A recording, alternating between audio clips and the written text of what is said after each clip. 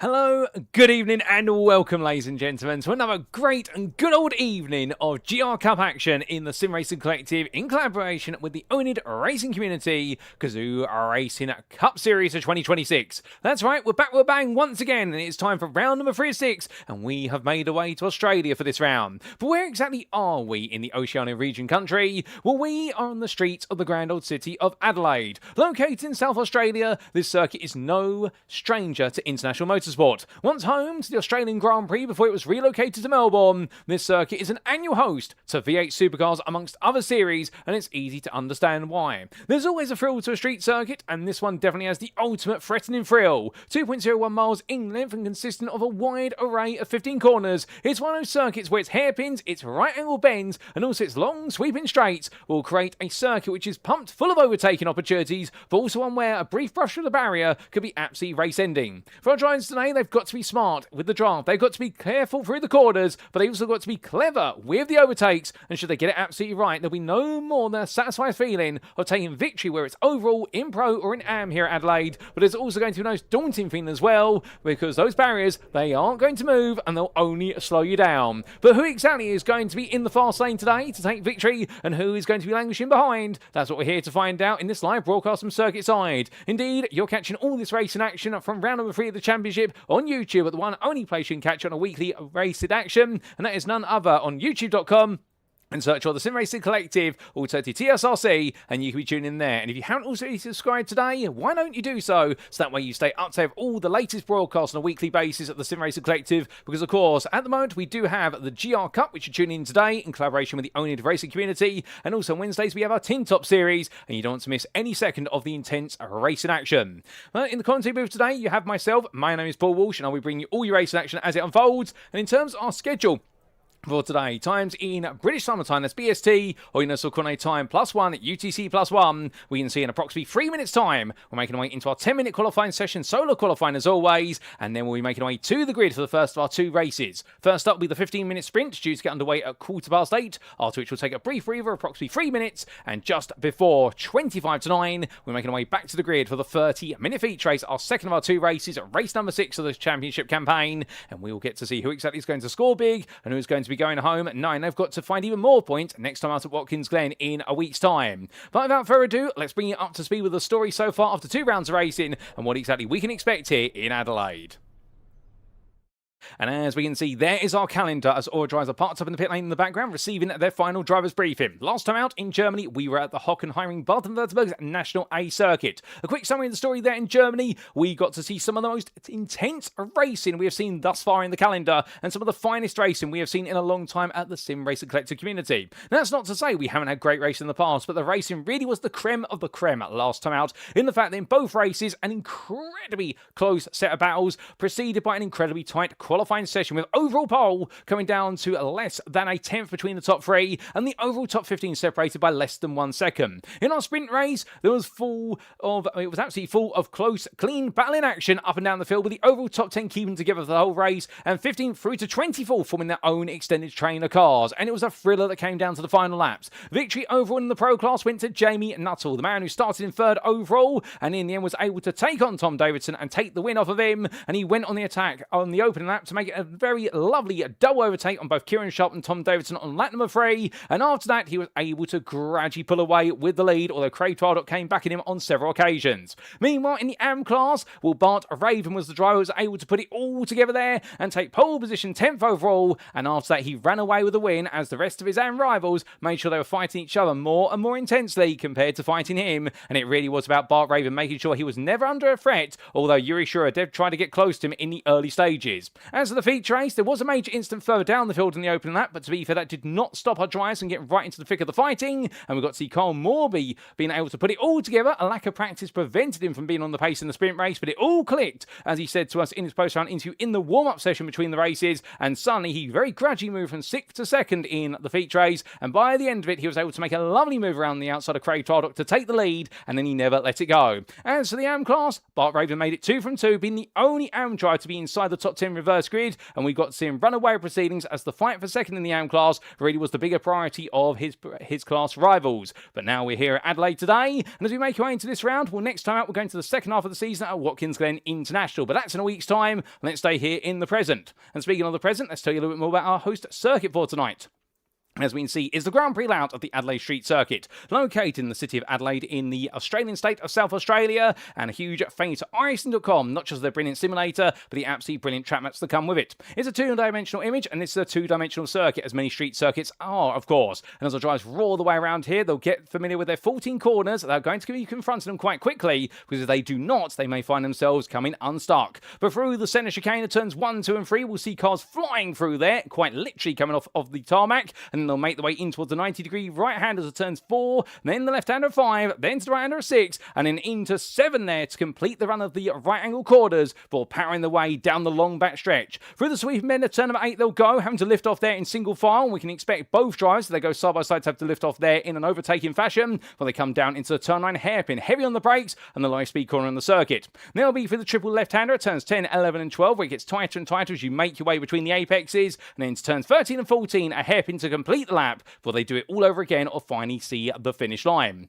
A quick reminder of the rules. Well, this is a fixed setup series with car fuel loads restricted to 30 litres, which does of course mean that our drivers will not be able to worrying about fuel. They will have more than enough fuel in the car to be able to make sure they get to the finish line unscathed with fuel capacity, and we're not expecting any pit stops today when it comes to those fuel loads. In terms of qualifying, it is going to be a closed qualifying format being used, which means all the drivers take to an isolated instance of the circuit in which they will be able to put all their qualifying laps together. But they only have 3 qualifying laps available to them, so therefore it does mean that laps are going to feel very precious, and they've got to be very careful not to get it wrong when they put those laps together, because in doing so, well, they may find themselves in the end languishing behind, and that's the last thing you want when you want to get everything absolutely nailed on the night, because then you'll be going into the races, and well, batting here is going to prove very challenging at a street circuit like it always is at most street circuits. And what we'll see is the races will commence by a rolling start as the edition of GR86 Cup Racing, and the grid for the sprint race shall be set based on qualifying. The grid for our feature race, it shall be set based on results of the sprint, but the top 10 finishing positions will be inverted.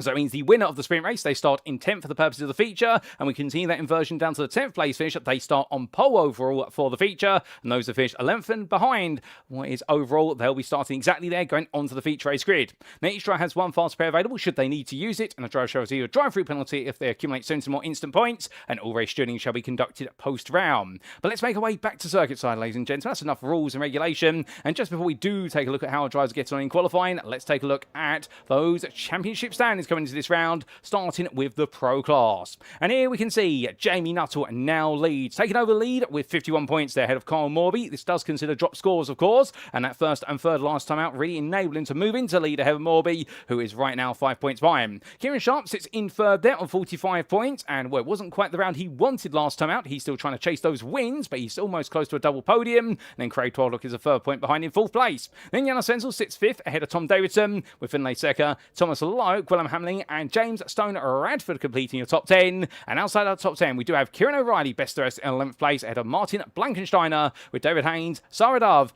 FC Lamb, Bobby Moss. They're all got points to their names all the way down to 16th place. And on 0 points apiece, it's Andrew Pike and Finlay Lyons. Meanwhile, in the AM class, here we can see the story is a little bit different. And in the AMs in particular, it's Stefan Hutter who leads the way. And well, do keep in mind, we have seen an adjustment of our classes coming into this round, and therefore it does mean the points have all been mixed up, and we are going to be seeing some drivers who have been moved around. And to give you a key reflection on that, well, you won't see Bart Raven anymore, sadly, in the AM class. He has been moved up into Pro, and conversely, Finlay Secker, Thomas Lowe, and James Stone Bradford, they're all going into AM today, so therefore they get moved down, and they've got a bit more work to do versus their AM peers. But congratulations to Bart Raven for the promotion, and of course, we do wish the best of luck to Finlay Secker, Thomas Lowe, and James Stone Bradford for the movement back to the AM class there, and we look forward to seeing them mixing it up with the likes of Stefan Hutter and Gareth Ronda, who are your leading two, although Stefan Hutter definitely has opened up a big gap, given the fact he did in the end inherit both victories, getting took home the double second place at the Hockenheim Ring,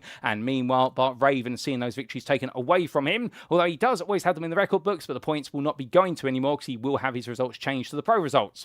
Bjorn Egel Calcett sits in third there, unfortunately not on the grid today, so we'll see him next time also out at Watkins Glen. He's on 44 points, and that's where he'll stay. Harry Mason sits full for the Dogs, ahead of Adam Gillenboy. And then we do see Yuri Shura in 6th place. They're the only community racing driver who surely's got to have some better luck sometime soon. Ahead of Matt Smith and Tony Preston, with David Barnes and Bart Raven there completing the top 10, as it's currently listed there. But, of course, these standings, they will be adjusted after today. So Raven being listed, well, that's not quite exactly where he's going to be coming into the next round. Aidan Howard is 11th ahead of Mark Pizer, with Danny Morris, Lenny Hansen, Nuno Mello. Well, that's going to be at the end of your top 15, with Mello on 0 points, ahead of Luke Smith and Brad Bum. So those are the championship standings, and without further ado, ladies and gentlemen, we now focus on this qualifying session, and in good time as well, because we've got half the qualifying session to go, and drivers are still trying to get laps on the board as they make the way around. And well, 3 flying laps. Our drivers coming towards the end of their 2nd flying laps already, and Colin will be looking quite quick out there. So we do say hello to a good number of you in the YouTube chat, including there what is Standalan, I do believe, although that might not be the way I say your surname or your username, to be fair. And we're cheering on none other than Finlay, and that is in reference there to Finlay Sega, who we see currently your ABRUZZI pole sitter running in 10th place. And we do say hello as well there to oNiD Aiden, who says, "Guide not to be racing, coughing my guts up, looking forward to seeing this race." And we're very sorry to hear you're not feeling too well, Aiden, and we do hope you feel better soon, because I'll tell you one thing, it's not quite right if we don't get to see all of our own community racing cars out there. Of course, we're not going to be without them today. We do have Yuri Shura out there, albeit we are missing Aidan Howard. But as we do see Finlay Secker currently making his way around, he's looking very quick in the AM class, 10th fastest of them all. And meanwhile, we do look to Lenny Hansen, who's making his way on through, and Hansen right now yet to get a lap on the board, but he's about to do so potentially as he heads towards the timeline. What's it going to be for his first valid lap, should this count? And the answer to that question is going to be, it's going to be 12th place there, 2nd fastest of the AM. So he hops and skips his way between the curves, and he'll be quite happy with that as he roars his way past our static cameras. Meanwhile, Sarah Dove in the Minolta livery machine, making her way on around, and she was definitely in the thick of the fighting last time out, fighting her way through the field after a bit of a difficult end to race number 1 of the Hockenheim Ring, but race number 2 was an impressive performance from her, and the 5-1 drive from the United Kingdom definitely proving right now, it's not about how you start the day, it's about how you end the day that matters most. She makes her way up in towards the hairpin, and as she does so, what exactly is this lap going to be? This final corner, of course, by the key overtaking spots around the lap, and making his way on around and up towards the timing line. What's it going to be here for Sarah Dove? The answer is going to be, well, it is going to be a valid lap by looks of things, all 3 sectors personal best, which is to be expected, and Dove goes up to 12th place, 11th for the pros. Banana's a bit more time out there, but she's got to chase it. But Carl Morby right now has definitely found all the time, but he's picked up a slowdown. That's not going to help him on his final flying lap. And so the last thing you want is to pick up a slowdown penalty, as he's going to park the car up quite quickly. But as he does so, will Danny Morris making his way on around, Dove as well on what will be the final lap. So everyone inching towards the end. Janos Wenzel, meanwhile, well, this is a shock to the system. No lap set at the moment for him. Yuri Shura and Mark Pezzer as well. No lap set by either of them, although I do believe Yuri Shura right now coming into this one and opting not to set a time. I believe there's a good reason for that. We will just give you an update on that, ladies and gentlemen, with regards to the stewarding. And the answer to that question is with regards to Shura. Well, we're just double checking in with the stewarding. I believe, well, Shura has just not been able to get a time together. Perhaps he's not going out there. He's going to do it from the back of the field. I don't have anything to confirm that Shura is essentially invalidated from taking part in the qualifying session. So as a result, it does seem as though Shura therefore not getting a lap together, and that's a bit of a shock. I wonder if that's a technical issue with the car even. But all drivers making their way around. We've got no penalties coming into this round by looks of things, and Janos Wenzel there jumps up to 4th place as he hops his way between the curbs, and as he does so, Tony Preston heads towards the line. He's currently 18th fastest. Does he find a bit more time out there? The answer is going to be no. Sarah Dove comes to the line as well, and can she find a bit more time? She is currently 13th, and she crosses the line, goes back to 11th place. I think 11th and Dove are synonymous right now, and well, hopefully she'll be trying to make a little bit more progress. But as she goes on to her final flying lap, well, we do jump on board with Dove as she comes on through at turn number 4. Now through the 90-degree right hand, through the right in towards the left, and onto the brakes here, brushing that wall on the right hand side as close as possible in order to be able to carry the speed, and now over it to the left hand side to open up turn number 6, and through that corner heading up towards turn number 7.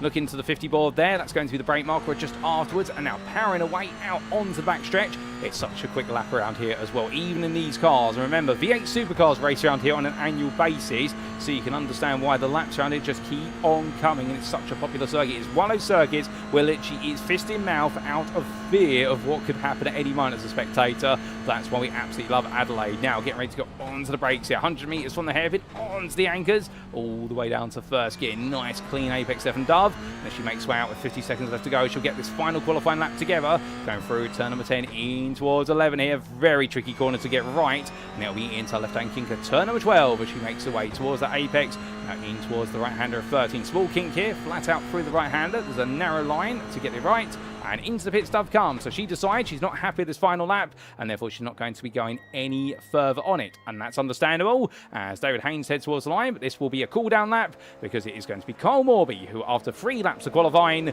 will be taking the overall and the pro pole position by only what is a 10th over David Haynes, and they will be joined on the second row by Kieran O'Reilly with his best qualifying points of the season thus far, and Janos Spencer will start in 4th place. Meanwhile, and pole position is going to go to Findlay Secker, who'll be absolutely pleased as punch for that, 12th place, and well, that's a huge points there on his debut in the AM class. He has been on this grid so far this season, but he has gone from pro to AM, and will immediately making its mark. But James Stone Radford, Alan Gillenboy, and Thomas Lowe will be 2nd, 3rd, and 4th in the class, 14th, 15th, and 16th. But as the drivers make the way onto the grid, this is how they'll line up for our first race of the day here in Australia. And as we can see, to kick off round number 3 in the Sim Racing Collective oNiD Community Racing GR Cup on iRacing, it is going to be Cole Morby who takes pole position, the fastest man on the streets of Adelaide, at least over a single lap. He'll be joined on the front row in pro by David Haynes, the privateer. Then it's going to go to the pro pair behind of Kieran O'Reilly for MSA Racing and the pro tier of Janos Wenzel. Then we have Jamie Nuttall for Cracked Racing starting in 5th, ahead of Kieran Sharp for the Sim Racing Collective Esports.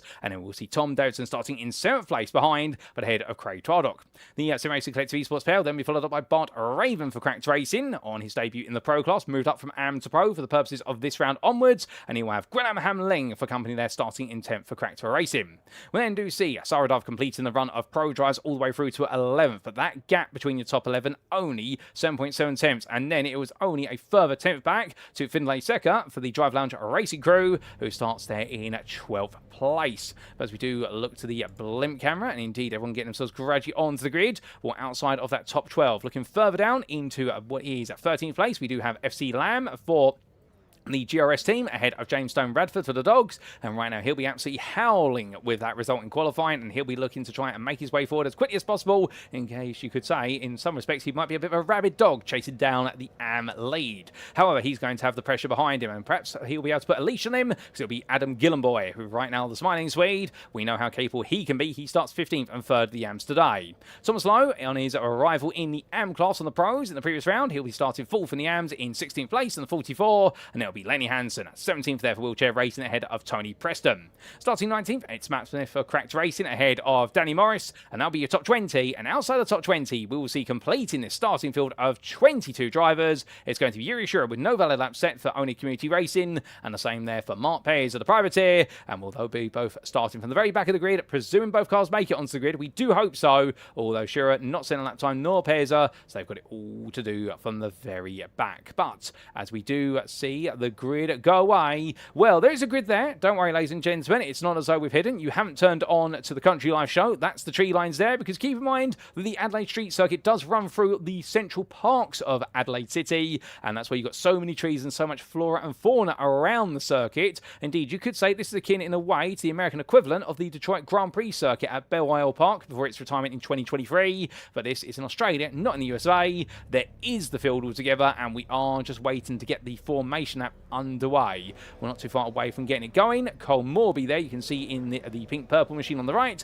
and David Haynes in the luminescent lime, green, and orange machine on the left. And these two drivers are very capable in their cars, but who exactly is going to be the most capable of the both of them? As we do see the 3-minute timer for the gridding process be completed, and what I do believe as a result we may be without Yuri Shura, who is still trying to get the car going, but I think it's stuck in the pit lane and it's not going. So without further ado, ladies and gentlemen, our formation app does now begin to get underway as the field now all gets ready to pull away behind the pace car, which is going to take its time. In the end they will get going, although our time tower there does glitch for a brief moment, but don't fret, it's not as though Thomas Lowe has just leapt up to the front of the field.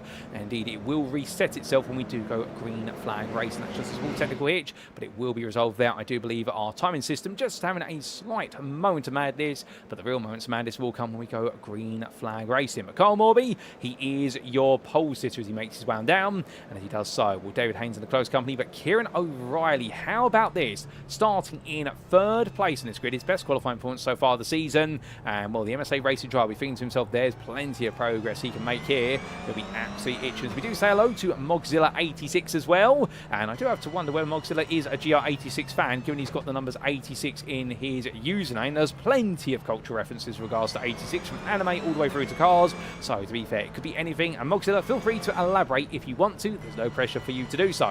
And if you are sat there right now and you haven't said hello, feel free to say hi in the YouTube chat if you can, because we don't bite here in the commentary booth. The only biting you'll see will be on the brakes. But without further ado, it's over to Carl Morby to take us to the green for 15 minutes of opening racing here in Adelaide.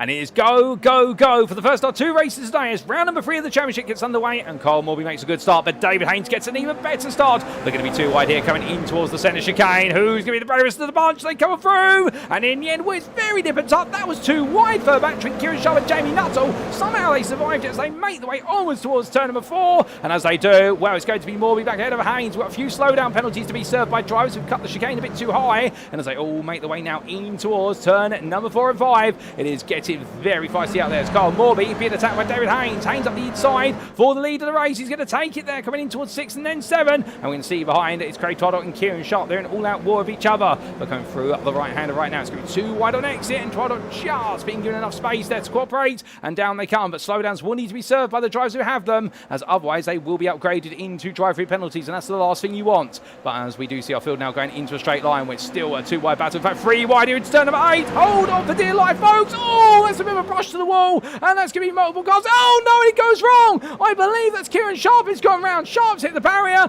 and Sharp goes backwards. And he was saying to me in the build-up today he wasn't feeling too confident about this circuit. And right now that confidence has proven to be waning. But meanwhile, Gwilym Hamling is keeping ahead of Craig Toddock and Tom Doherty, who both had to back out as a result. What's happened to Sharp? We'll get a replay of that when we can, ladies and gentlemen. But drama in the opening lap there for Kieran Sharp. But he's the only driver who's been caught up really in that. And well, intriguingly, it does mean the field carries on. And we are minus our Sim Racing Collective esports driver. But as the field heads on towards lap number 2. One lap down, plenty more to be coming, and David Haynes leads by 7 tenths over Kieran O'Reilly. And in fact, Carl Morby's been relegated down the order. He's dropped like a stone. Kieran O'Reilly's had a brilliant start to this race, as for some reason it's still showing Thomas Lowe as leading the race, but no worries, it will get updated, ladies and gentlemen. And then Jamie Nuttall currently is in 3rd. Pro and overall, Carl Morby sits in 4th by comparison, and he's on the back right now of Jamie Nuttall trying to come back at him. Janos Wenzel, he then leads the rest of the field here in 5th place, ahead of Gwilym Hamling, and Wenzel's made some great ground so far, with Tom Davidson at just behind, and then Craig Toddock and Finlay Secker. They run to 9th, but Secker goes very deep there in towards turn number 5. He gets it back together, but not about Sarah Dove looking for a move. Dove going to try and go around the outside. She scoops round, but she does have a slowdown penalty for the centre chicane. She's going to have to serve that onto the back straight. Otherwise, she's going to convert that into a drive-through penalty. That's the last thing anybody wants to see. And as they make the way onwards, well, Finlay Secker still your AM leader at this time. But he's got a lot of work to do as they make the way on down. And Dove at this point burning that penalty, but having to burn it on the outside line could not get across. But everyone takes evasive action immediately there and is very aware of what's going on. They've all been briefed on where these slowdowns must be served. But meanwhile, James Stone Bradford picks his way back through. Bart Raven all the way back in this pack as well. So it's been a bit of a backwards run for Bart Raven. We'll have to get a replay of that when we can. Not everyone's moved forward. Some have gone backwards, but meanwhile, plenty of 2-wide action as our drivers roll the way through the corners. And well, David Haynes right now definitely in a bit of a quieter race. But here comes Carl Morby looking for the move of Jamie Nuttall. Going through turn number 13. The 2-wide in towards the hairpin. Nuttall there putting a wheel on the grass, and that's not going to help his campaign at all. And in the end, Morby up the inside. Lovely move there. But now as they power the way onto lap number 3, where it's going to be the rev of engines there screaming along. That's going to be a 2.4 litre boxer engine, the T4S variant, making its way on towards the next lap. And Carl Morby at the moment really nice. He's got to nail these lines as carefully as possible. Does a brilliant job of doing so there. Does not put the car up on 2 wheels as we finally get the time tail starting to adjust itself. It only took a couple of laps in the end, but somebody was able to put a couple of coins in the hamster wheel to get it spinning. And as they make the way in towards turn number 5, well, right now Carl Morby and Jamie Nuttall definitely pushing each other on. But Craig Toddock meanwhile finding himself under a bit of pressure to try and pass Tom Davidson, the Sim Racing Collective Esports driver, falling down at the order. However, understandably, his work's now got to be to try and move up as quickly as he can, and Davidson and Wenzel keeping at bay. It's Finlay Secker, we're currently running in 9th place. I think he's going to be the second coming of Bart Raven here, the Driver Lounge Racing driver, in the fact that Raven had this situation at the Hockenheim ring where he was the AM leader and able to steer clear of the rest of his rivals and be inside that top 10. And right now, FC Lamb finds himself chasing after him as much as possible. But we're not looking at them, we're looking at the two wide there between Davidson and Twaddock. My good lord, as they made the way through there and in towards the hairpin, so close. And right now, Twaddock up the inside of Davidson, and that's going to be a smooth move. The 200 does get ahead. Meanwhile, Adam Gillenboy battling hard with Tony Preston and Lenny Hansen here, and Hansen in the wheelchair racing at number 69, making sure that Gillenboy and Preston cannot get through, at least for now. And we do ride on board here, the number 333. Now Preston running in 6th place in the AM class at the moment. And how you can tell an AM, and the fact they do have a slightly different window banner and also door cards on them. They do have the silvery white window banner in terms of lettering. Also you can see that in the time tell, the background to the door number. Whereas the pros do have the gold lettering for the window banner and the door cards, and also they do have the gold background for their driver number in the time and towel. So that's how you tell the differences there as they make the way on to another lap. Preston right now falling backwards from the guys in front. If you look behind him there, meanwhile, is the man of Mark Pezzo, who started from the very back of the field, and he's looking to try and get even closer. Sadly, Yuri Shura not on this grid, I do believe, due to a technical issue with the car, so therefore hopefully we will see him in the feature race, but if not, that's going to be absolutely upsetting. It's meanwhile going straight on there, that is Jamestown Radford. He's found the barrier, he tries to get it into reverse, and well, the barrier says move yourself, and I think right now he says I know, I don't need to be reminded, and well, in the end he's going to be reading the U-Haul and thinking he needs to haul himself back up there, but he's going to need a smooth delivery on this one because the Dog's driver getting it wrong. We'll get a replay of what happened to him very shortly. That's not the way he's wanted to start his race whatsoever. But meanwhile, ladies and gentlemen, we look back up to FC Lamb, who has Sarah Duff for close company, and there you can see Lenny Hansen right now with Adam Gillenboy behind. Well, it's going to be pros battling ahead of two AMs battling, and here comes Hansen looking around the outside, but in the end, in fact, no, that's Gillenboy looking around the outside. My apologies, similar liveries of the cars, but meanwhile, Sarah Duff at the inside of FC Lamb going to win for 12, and well, let's give a smooth move there. That's 10th place in the pro class now, going to the British driver, and Lamb falling backwards as meanwhile Hansen is holding off Gillenboy for now. Tony Preston 1.2 seconds back. He's lost the pace on them both. As my goodness, Mark Page is now going on a mission as he tries to charge his way upwards. We're not even halfway through this race, we're almost halfway, but we've still got some ground to cover. But speaking of covering the ground, well, meanwhile, we take a look back at some of the big moments on the start of the race, including the race start.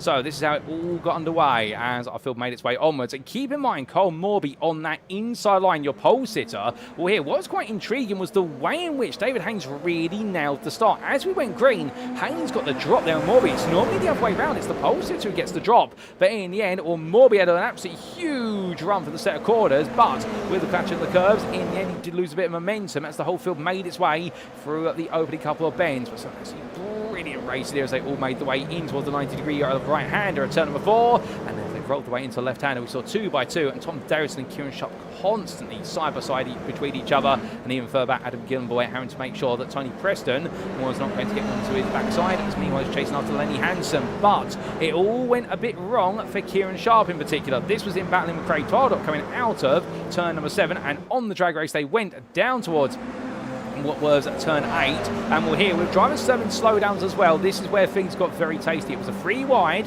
and Sharp. Now what happened to him here is the question. 3 wide they entered, he had a brush with the barrier, and in the end Twardock tapped him on the rear after he lost control of the car, hitting the barrier. Twardock had nowhere to go, and in the end he was propelled to the barrier, went spinning around, and everyone did an incredibly good job there to take evasive action. So well done to everyone involved. That's what explains what happened to Sharp. Meanwhile for Stone Radford, this was on lap number 4, and this was the Dog's driver making his way up towards turn number 4, went in towards the braking zone, and as he did so, well, missed his braking marker and decided to throw the car to the inside, to the exit curb on the outside to make sure that he was not going to hit anybody, in fact the entry curb I should say, let's use the correct wording, and did very well there, sacrificed this race for the greater good of everybody else. But we had this for Saradov on FC Lamb at the hairpin on the end of lap number 4. And this was your 501 try, going 2 wide. Lovely move being made by Dove here. Indeed, growing a pair of wings and flying high. And the Minolta Toyota Privateer right now going on the attack as much as possible. And her next target will be to go after Thomas Lowe, if so. But back to your live race we go, ladies and gentlemen. Plenty more to come. And in fact, Dove and Lamb have swapped places around. I think Dove has picked up a slowdown somewhere, because that is quite a gross gap between herself and Lamb. And well, that had normally indicated by a mistake or a slowdown penalty, the fact that gap has swapped around by 1.2 seconds. But as we come back, well, we've still got 6.5 minutes left to go. And right now, Janos Wenzel and Craig Twardock together. And we can see Tom Davidson on the back there. So this is the fight for 6th place. In top 5 have calmed down for a moment at least. But I think any line can change once again. We'll have to see what exactly is going to happen between all these drivers. But right now, at the very least, Janos Wenzel knowing there's more work to be done. Pressure is not going away anytime soon, although Davidson here looking a little bit closer towards Twardock by comparison, and will run on the rear bumper. I don't think he's ready to make that move, and the Speed Hunters Sim Racing Collective car, he's going to have to wait a little bit longer. Adam Gillenboy, he's still chasing after Lenny Hansen as we ride on board the nose here of number 18 driver, the front bumper, and as he looks around the outside, he's going to try it, but that's going to give him a lot more momentum coming out the corner. But the problem is he's now got to try and use that momentum before he gets to the centre S.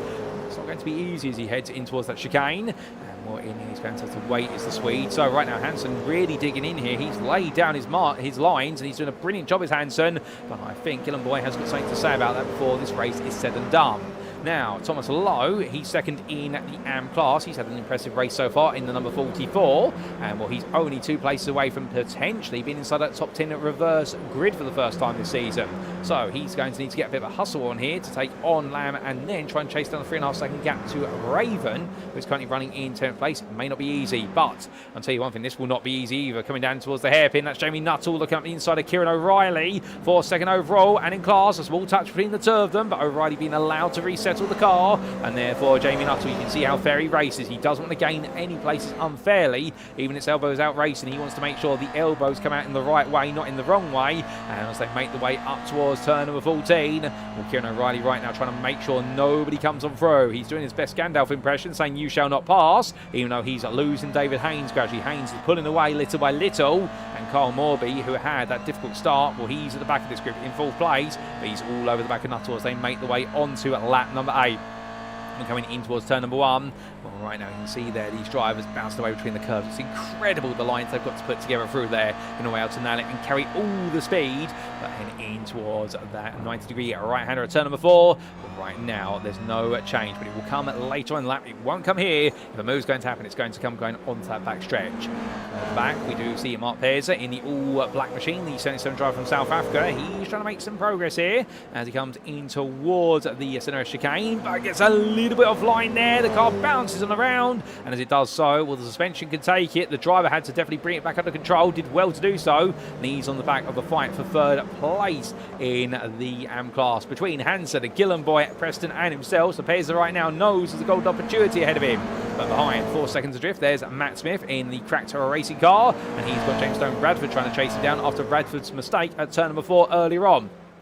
And well, Radford right now pushing himself as much as he possibly can. And we still do have Danny Morris and Kieran Sharp out there. Here is Morris, and Kieran Sharp is getting closer and closer. So Sharp has made 1 trip to the pit lane for repair work to the car. That fast repair is coming in handy. He's all the way at the back of the field. But our 21 starters are all still running, which is fantastic to see. But we go all the way back to the front of the field because we have got approximately 2 more laps to go here. I don't think we're going to get freeboarding. We've got 2 more to go as we go on to lap number 9. Well, David Haynes, his lead, it's been brought down to a second. Kieran O'Reilly is starting the push, and Jamie Nuttall and Carl Morby, I think they've all agreed mutually for now, at least let O'Reilly have 1 chance at this, so that way they can all get into the fight for the win. If not, I think it's going to be all-out warfare between the trio come the final lap of this race. Although, if you're Carl Morby right now, what are you going to be thinking at this point? I think what you're going to be thinking is you need to stay close. We ride aboard the dashboard here of your number 19 driver, heads through the left-hander, turn number 5, and this camera really gives you an idea of how much the car rolls around between the corners.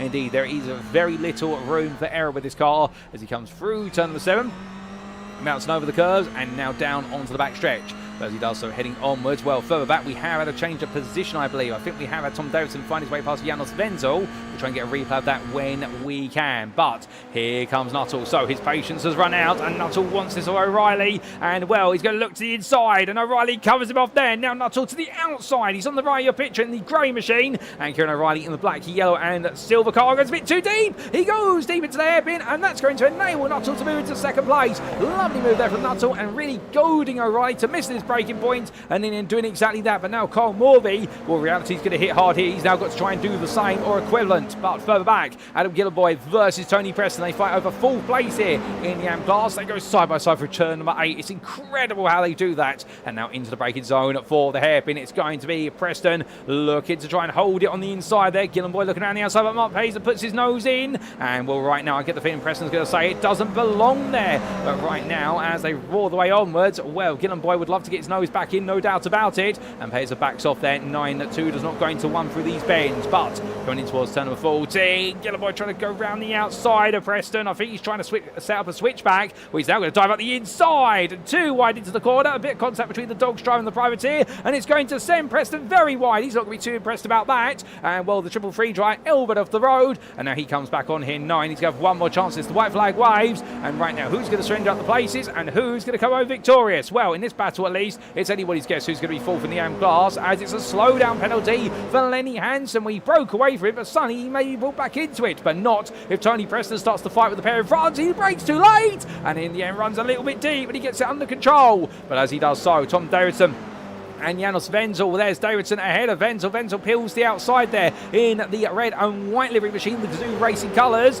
And well, can he make a move here? He's going to try it once, he's going to try it twice. And coming down towards the hairpin, can he do it on the brakes? Davidson defends hard, and Wenzel try to go around the outside. That's not going to work for now. But meanwhile, we come back to your leaders as there's Haynes, there's Nuttall, there's O'Reilly and Morby. And right now, Kyle Morby still all over the back of your 3rd place runner, trying to make a move at O'Reilly. But as they come out the final quarter for David Haynes, this has been the perfect start to the day on the streets of Adelaide, because he weaves his way to line. He knows that David Haynes has taken victory here in the first race of the day ahead of Jamie Nuttall and Kieran O'Reilly, who completes the podium. Kyle Morby takes 4th. Quillam Hamling takes 5th place for Cracked Racing. And it's Craig Tardock ahead of Tom Davidson, who just outruns Janos Wenzel to line. Finlay Secker takes the AM victory for the sprint race. Brilliant drive from him, 9th overall. And Bart Raven completes your top 10, which means that Finlay Secker will start 2nd. He'll be the highest placed AM driver by considerable margin, because then it will be FC Lamb, holding off Sarah Dove to line for 11th, and then you'll see your 2nd place and finisher of Thomas Lowe,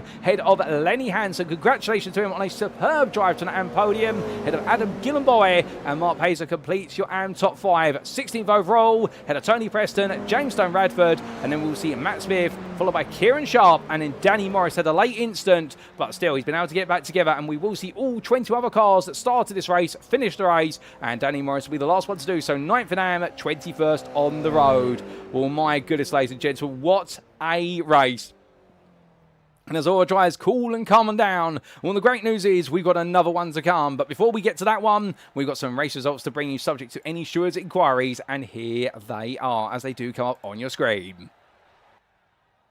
And what a race that was. Our first 15 minutes of racing it on the street Saturday. You could not have asked for more intent. And well, we definitely enjoyed it in the commentary booth, and we hope you've enjoyed it there in the YouTube chat. Do let us know whether you enjoyed that one and whether you're all set for now our feature race as well. 30 minutes to come. But here's the results on that first race subject to stewards' inquiries. And David Haynes, your winner in the end by a 2nd, or almost a 2nd, really 9/10 we should say. The privateer ahead of Jamie Nuttall for Cracked Racing. Kieran O'Reilly taking his best result of the season thus far for MSA Racing with that 3rd place finish. A well-earned podium for the 74 driver, head of Kyle Morby. A slow start for your number 19 driver. It just did not go anywhere, and in the end he did not get onto that podium, and he'll be a little bit frustrated at that. Quillam Hamling took 5th place for Cracked Racing and the Luxembourgish driver in a bit of no man's land. He couldn't catch up to the top 4, but he was able to steer clear of Craig Tardock, who spent most of the race making sure that his teammate for the Sim Racing Collective Esports, Tom Davidson, could not find a way past. Janos Wenzel took 8th place in, relegated down there gradually in his freeway fight with Tardock and Davidson, and then Finlay Secker kept it quiet, kept it smart, and took home the AM win there in 9th place for Drive Lounge Racing.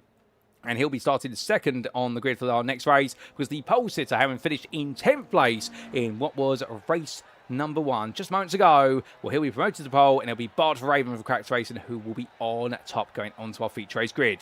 FC Lamb, best dressed 11th place there for the GRS team, just ahead of Sarah Dove. And well, we got to see the Minolta privateer driver push hard, but in the end she could not find a way past Lamb, who got the upper hand, but she was on the back of him right at the very end. And in fact, the two of them separated by only 800ths of the finish line. Thomas Lowe took 13th, and we're the AM runner-up spot ahead of Lenny Hansen, who delivered an absolutely defiant defence for Wheelchair Racing ahead of the privateers Adam Gillenboy and Mark Peza. Then we did see Tony Preston 17th ahead of James Stone Bradford. Unfortunate for the Dogs driver, who was, of course, for a potential podium in the AM class until his mistake at turn before midway through the race. And then Matt Smith and Kieran Sharp completing a top 20. And Kieran Sharp, the only driver to really be caught in an open lap incident, that big brush with the wall coming out of turn number 8. And sadly, the Sim Racing Collective Esports driver now knows he's got it all to do from the very back of the field. But we also did see there Danny Morris finished the race on the lead lap after a late incident. We didn't quite get footage of what exactly happened. And sadly, we did not have a start for Yuri Shura, the only QT racing driver who we hope to see on the grid for race number 2. And indeed, 10 laps was that race. 10 laps that flew us on by. And we've got plenty more to come in our second race a day.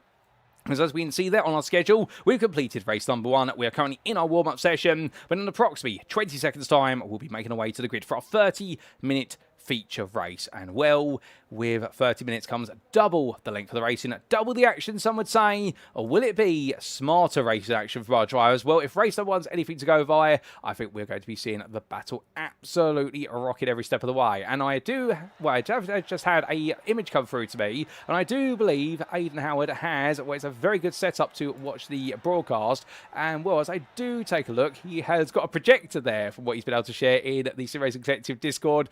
I absolutely love that, Aidan. And to be fair, if you're not feeling well, that is the best way to cheer yourself up with some brilliant racing action. But what a phenomenal race it was. But I cannot be distracted any longer, ladies and gentlemen, by the brilliant setup for Aidan Howard, his projector, because we need to project onto your screen the grid for race number 2. And here it is. And as we can see, starting on pole position then with the inverted top 10, it is Bart Rain for Cracked Racing. He'll be joined on the front row of the pro pole sitter by the AM pole sitter of Finlay Secker. The Drive Lounge Racing drive will then be followed up by Janos Wenzel, the privateer, and Tom Davidson for the Sim Racing Collective Esports. And you can bet your bottom dollar that Janos Wenzel will be digging in to make sure that Davidson and Craig Twardock do not get the upper hand on him this time. Twardock, speaking of which, starts in 5th for the Sim Racing Collective Esports, head of Cracked Racing's Gwilym Hamling. Then it will be Carl Morby in 7th place, ahead of MSA Racing's Kieran O'Reilly, with Jamie Nuttall for Cracked Racing and the privateer of David Haynes completing that inverted top 10. And can Haynes make it 2 from 2 here today? If so, well, that could be the ultimate achievement to do it on the streets of Adelaide. FC Lamb starts 11th for GRS, and he now has a record 3 sprint races in a row. He has finished 11th, and I do believe he had a bit of a joke with Sarah Dove down in the pit lane in the build-up to this race, saying, I'm sorry, Sarah, I needed to make sure I finished 11th. I need to keep my consistent record of 11th place finishes in all 3 sprint races so far. And I think Sarah Dove right now will use that as a motivator to try and push her way past in the 5:01. But from the Nolta privateer, it will then be starting in 13th place, the machinery of Thomas Lowe. Our second place starter there, the privateer, was a bit lonely in the end because Lenny Hansen had other priorities, and that priority was to hold on to the 3rd place spot on the AM podium for wheelchair racing. He did so, and that's why he starts 14th going into this one with Adam Gillenboy and Mark Peza just behind. Now, don't rule out Tony Preston. He was elbowed out a little bit by Mark Peza in the battle towards the very end, and the triple free drive will now know that he can get his elbows out in turn, and albeit James Stone Bradford, the Dogs drive, starts 18th. Where will he be at the end of this one, given it all went so very wrong with one small mistake under breaking into turn number 4? Matt Smith starts 19th for Cracked Racing, ahead of Kieran Sharp for the Sim Racing Collective Esports. He's going to one to watch. He's going to be fighting his way through the field, and then we will see on the final row of the grid to complete our 22 starters. Should they all start the race, it'll be Danny Morris, the privateer, and hopefully, we do pray, we will see only community races Yuri Shura make it onto the grid, although, ladies and gentlemen, it may not be looking too positive for him to be able to do so. I do believe they are still trying to resolve the technical issues with his Toyota, and therefore we may be down to a 21 car grid. But there they all are, as the blimp casually makes its way over the backstretch, and we do have this partial formation lap, and well, as all the drivers get themselves set and itching to go, we still have about 30 seconds, but it does seem as though Shura may not be able to make it onto the grid. But as we do sit on board briefly with Adam Gillenboy, well, what a set of battles he had in race number 1. He's got to try and find a way past Hansen. It's so difficult to pass Lenny, but to be fair, Lenny Hansen has proven to be one of those drivers. He's not the quickest out there, and I do believe he races effectively with 1 foot, whereby he's doing all his throttle application with 1 foot and then having to do the brakes, whereas most drivers will use both feet to do so, because simultaneous pressing the pedals is a lot quicker compared to what he's doing it 1 by 1. But Lenny Hansen really putting together a phenomenal defensive drive for that 3rd place spot. But can he take on Thomas Lowe for the runner-up spot? And what about Finlay Secker? He has a clear road in front of him as we ride aboard for a brief moment. Well, we'll have to see what he can do as the field is all set and we're about to get this formation lap underway. But as we do, we're going to take a quick sip of water. We do apologise that our time tail once again does the curious thing of resetting itself midway through. So it does mean that your pole sitter of Bart Raven will be listed in the time tail and starting in none other than 8th place. But do not be confused. We promise you the fact he is your pole sitter. We have not had all of our ABRUZZI promoted up the field suddenly.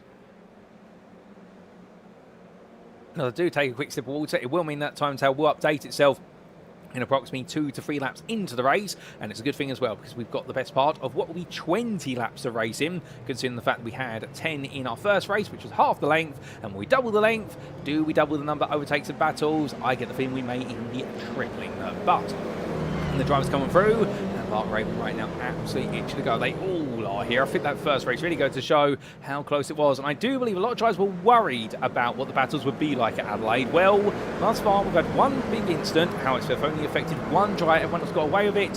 Hopefully we'll see an even cleaner second race of the day. With all that and more, we're about to find out, ladies and gentlemen, because it's time for Bart Raven to take us away for 30 minutes of racing action here in the feature race in Adelaide.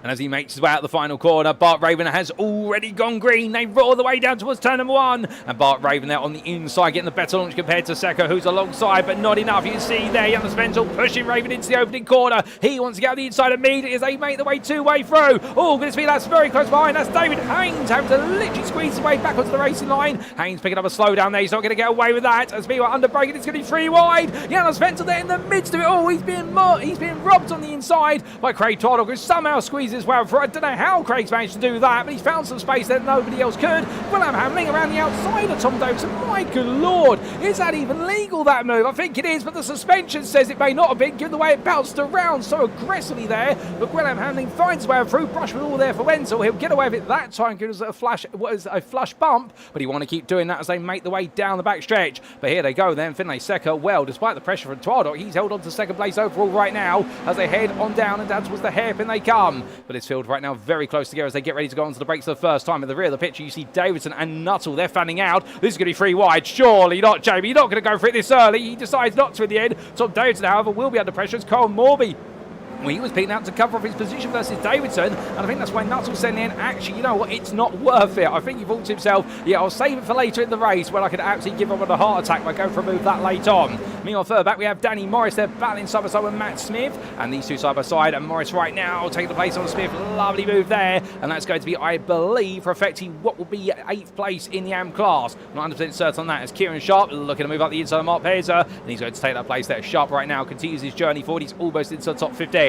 But after one lap of racing, it's Bart Raven ahead of Finlay Seka, followed by Craig Twaddock. Then it's Jonas Venzel, Guillaume Hamling, that's your top 5. Colin Morby sits in 7th place, in fact, as Hamling is in 6th. Colin Morby will sit in 7th then. Tom Davidson is 8th, ahead of Jamie Nuttall, followed by David Haynes and Kieran O'Reilly, as that's going to be a battle side by side between Nuttall and what will be there. Davidson, he gets to move on, and then David Haynes behind as they roll the way through turn number 6 once more. But right now, David Haynes, for every little bit of motion he makes forward, he's having to watch his back because Kieran O'Reilly right now is absolutely pushing him hard, but these drivers giving it everything they've got. As Kieran Sharp now clear of Tony Preston, he's up into the top 15 most certainly. How much further can Sharp go? Can he somehow potentially get onto the overall or the pro podium? If he did that, well, I think that would be an absolutely magical result as Mark Pearson at the back of the group.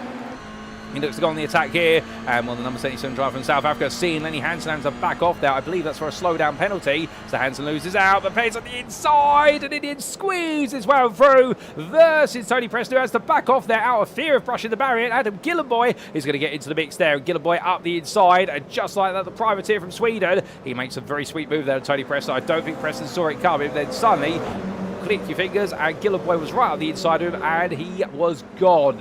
And meanwhile, you can see that Preston forward back because James Stoner and Radford now has a little bit of pressure on him to try and make sure that Danny Morris and Matt Smith cannot get any closer, and Smith coming back at Morris immediately after being passed by him on the previous lap. So a bit of a rivalry forming there once again. But back to the front we go, and here is Bart Raven right now, current leader overall and in the pro class there, and we will see that time to update itself very shortly, and there will be the proof of the pudding. Here it goes, as Bart Raven now moves into into the lead there on the time tower. So we get that corrected. Meanwhile, Craig Tardock running in second, but look at this. Janos Venzel had to go so defensive here to make sure that Finlay Second does not come back into it. I think, in fact, that was the move for position. I'll correct myself. Oh my goodness, and that is going to be into the barriers. Gwilym Hamling punched up onto the curb there, and I think the car being pushed so much, then it went round almost up into the stratosphere. And will the cracked racing driver reverses out of the way immediately? In fact, he reverses his way, perhaps back up to turn number 6, tries to get to the runoff here, then to get the car out of the way. He's almost there. Gone, Gwilym, you've made it. There you go. You can go racing once again. Hopefully, if that car's in good enough condition, but that was a huge shunt to the barrier there. And, well, I thought that car was going to roll, given how high it went up onto its front axle.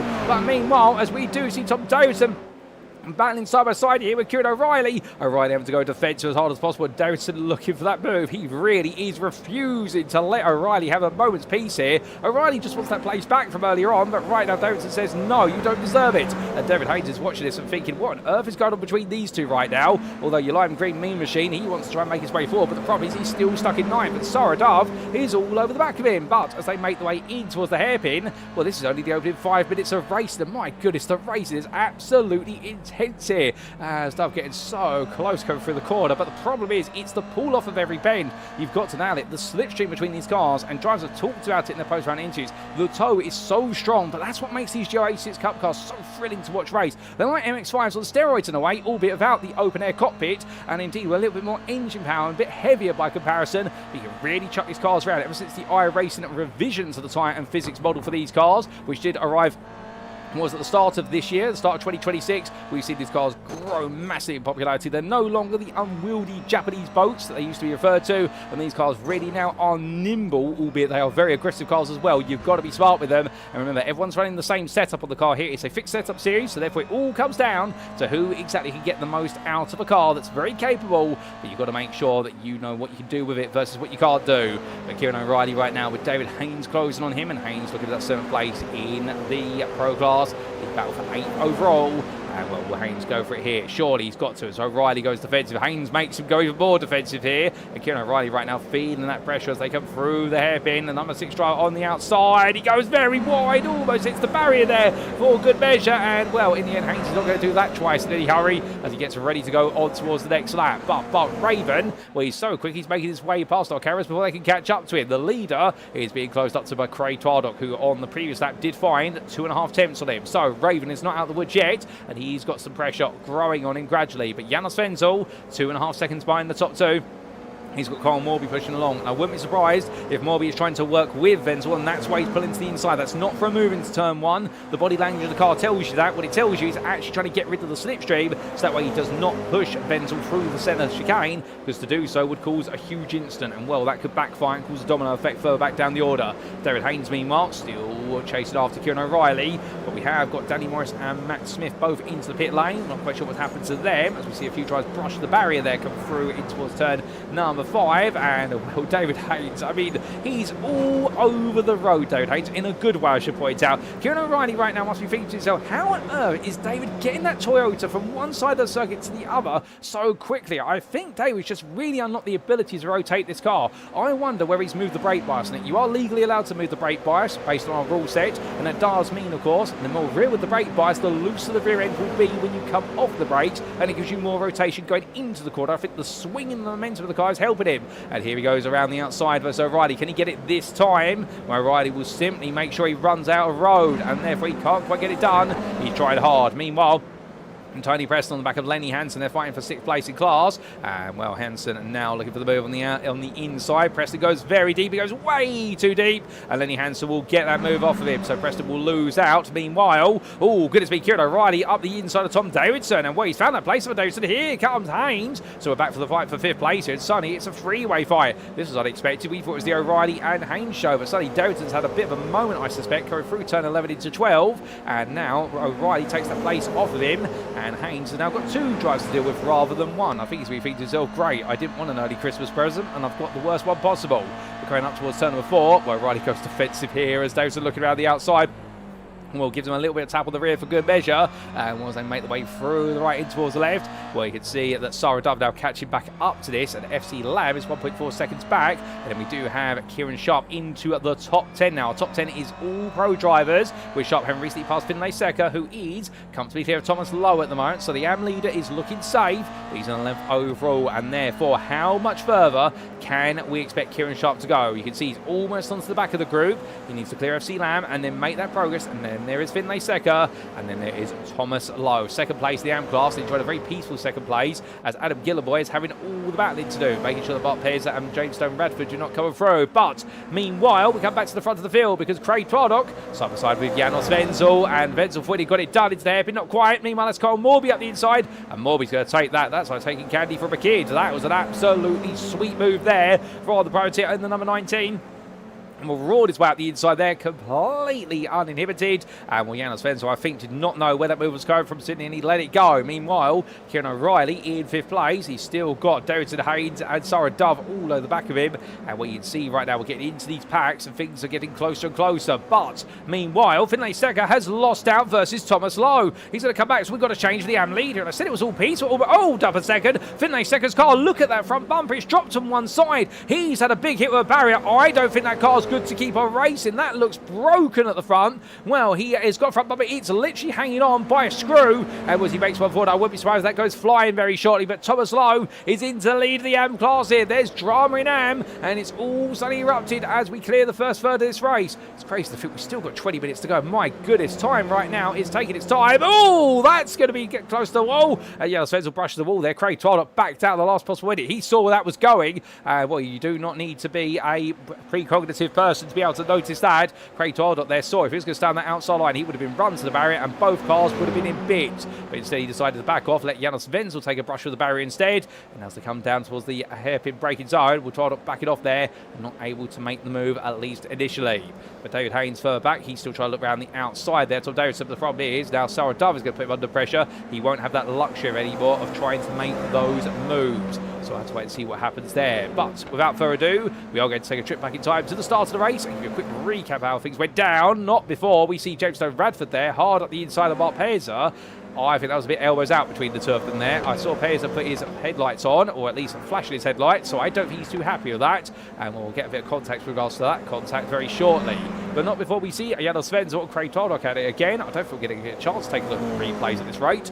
And Wenzel going defensive for a brief moment in towards the centre chicane, and then making sure that he was safe. He didn't have to worry anymore and brought himself to the racing line, but Twardock looking to the outside again. And under braking there, Wenzel will just simply hold his ground. As Kieran Sharp, well, here he goes, looking for a move on FC Lam in towards turn number 4, but this is the build up to it rather than the actual move itself, as they now come in towards turn number 5. That's not going to happen. And with that, we make our way back in time for some replay action. So this was the start of the race as we did get underway. And as we went green flag racing, well, Bart Raven led the field down towards turn number 1. It was a great start from him, and Finlay Secker not really having a response other than to tuck in behind. But as the field headed through the opening chicane, well, what we got to see here was the fact everyone fanned it out just behind, and in the end, somehow they all survived. David Haynes did take a bit of a cut there, and it meant that he didn't have to pick up what was a slow down penalty for his indiscretion. He did serve that a bit later on. And the field was battling so hard. Craig Twardock diving up the inside there of your 3-1-3 of Janos Wenzel, and will then be overtaken a little bit later on. But such brilliant racing action between them all as they made the way through all the corners, and even in our arms, we got to see some great fighters. Adam Gilliboy steering clear of the rivalries behind, as James Stone Radford there being passed by Kieran Sharp quite early on, and then Gilliboy himself being passed by Sharp, and Sharp was making ground very quickly. He'd already gained 4 places right at the start of the race, but we then had some big moments, and this was the huge moment for Gwilym Hamling on lap 3. Now, this was the practice racing driver showing that sometimes you can cause the GR86 to wheelie, albeit this was a bit of an unconventional way of doing it. He was side by side, hit the apex curve there of turn number 5 very high whilst being compressed by Kyle Morby. That's not to say Morby did anything wrong. I think Hamling just had a very tight line. This is what it looked like from his on-board, viewer discretion advised. So as he made his way through, battling with Morby there, you can see getting crowded in with Secker, and then this was onto the brakes, into the corner he went, and he tapped the rear of Finlay Secker's car. That caused the rear of his car to react, given the fact he then saw the car overslowed, and that's what sent it around and to the barrier there. So big moment for him, and we'll then have to reverse the car at the road. We had this for Jamie Nuttall. And this is where it went wrong for the Cracked Racing driver. And well, we did get to see this at the time. He was into the barrier there. Well, that explains where he's disappeared to. And that explains what happened to Finlay's second car, where the damage came from. So we didn't realise that Nuttall had been involved in that. But that explains a huge moment there. And we'll have to get the car reversed out of the way. But this is what it looked like on board from Sekka's perspective. And when he made his way through the corner, he's going to come on through. Nuttall's going to get it wrong. Clatters the barrier of the rear. And Sekka has nowhere to go at that point. No time to react whatsoever. And Sekka did very well to pull the car over as best he could after he made that impact. But we just had this for James Stone Radford on lap number 8. And this was the Dogs driver making his way down towards the hairpin. And as he did so, that was Mark Paiser behind. Now, these two had a little bit of a brush with each other early on. And Paiser hit him on the rear there. Oh, goodness me. And in the end, Stone Radford being propelled backwards into Hansen's path. And we're both in there picking up meatball flag damage. So they will need to go to the pits for repair work. And I think there'll be a word between the two of the drivers and with the stewards after the race is done. But with that, we come back to your live racing. And, well, we've had some more drama whilst we've been looking at replay footage, including Janos Wenzel's into the pit lane for repair work. We'll try and understand what's happened to him very shortly, but there has been a big moment for Wenzel and not a happy one. I'm not quite sure what has happened to Janos Wenzel, but we'll definitely try to understand when we can, when he's lost the places. Something tells me it has happened on lap number 9, and we are going to get a replay of that very shortly as we see Tom Davidson still got David Haynes close behind. Coming out to turn number 7. Both drivers there brushing the barrier. I mean, they get so close to that barrier on exit at this point. You'd think they've left half the paint of the car there. And while I wouldn't be surprised if the sponsors won't be too happy that the stickers have been rubbed off the side. But right now, in the pursuit of victory, you'll do anything, even rubbing off some of the paint and the stickers that may lighten the car, theoretically. But as here comes Haynes, switching back to the inside. Davison bringing him all the way over to the wall, and Haynes swaps the other side of the road. My goodness, here you'd think they were racing Formula 1s for the way they're doing this. That's exactly how they used to do it back in the 80s and 90s when they were racing around the streets of Adelaide. And right now, incredible racing between the two of them, and David Haynes in the end literally looking left, looking right, and brush from the barrier from Tom Davidson, and the number 42 driver right now really running those limits as much as possible, but Haynes is pushing him, and you can understand why. Meanwhile, Mark Pairs up the inside there of the wounded car. Finlay second. That front bumper still hanging off the car, literally by a screw, and well, somebody's going to need to nudge it off at some point. But meanwhile, Janos Wenzel's going to try and go around the outside. He'll get that done. So Wenzel on the recovery here. He has had a fast repair to the car, and Mark Pairs up into 3rd place in the AM class, although he does have a bit of a cloud hanging over him with regards to his contact with James Stone Radford at the hairpin. But of course, that'll be after the race, that'll be looked at, so we're not going to talk about that any further. That's for the stewards to do. But as our drivers come through the hairpin, definitely right now, Pairs under pressure as the damage to the second car caused him to run a bit wide. And here comes Tony Preston looking for the move for 4th place in AM. So Preston is going to be able to take this very shortly. And well, I think Sekka at this point, he may have to consider coming into the pit lane for that fast repair. He doesn't want to do it, but I think right now the damage on that car, as that bumper is getting looser and looser every time he hits the centre chicane, I think that damage is just holding back. And he's got so much pace to show, but he's got no opportunity to really deliver it right now when the car is against him, as that's the car around. Now, who's that around there? That is Janos Wenzel. Wenzel's around again. I think he's hit a curb too high. That suspension's completely collapsed. Look at it on the front right, it's gone down, but meanwhile, it's going down at the hairpin because that's Cole Morby into lead. He's passed by Raven there on the inside through the hairpin, and we'll call the tail end of that, but we're going to get a replay of that very shortly to see what's happened. In fact, we're immediately going to get some replays. Firstly, what happened to Janos Wenzel on lap 9?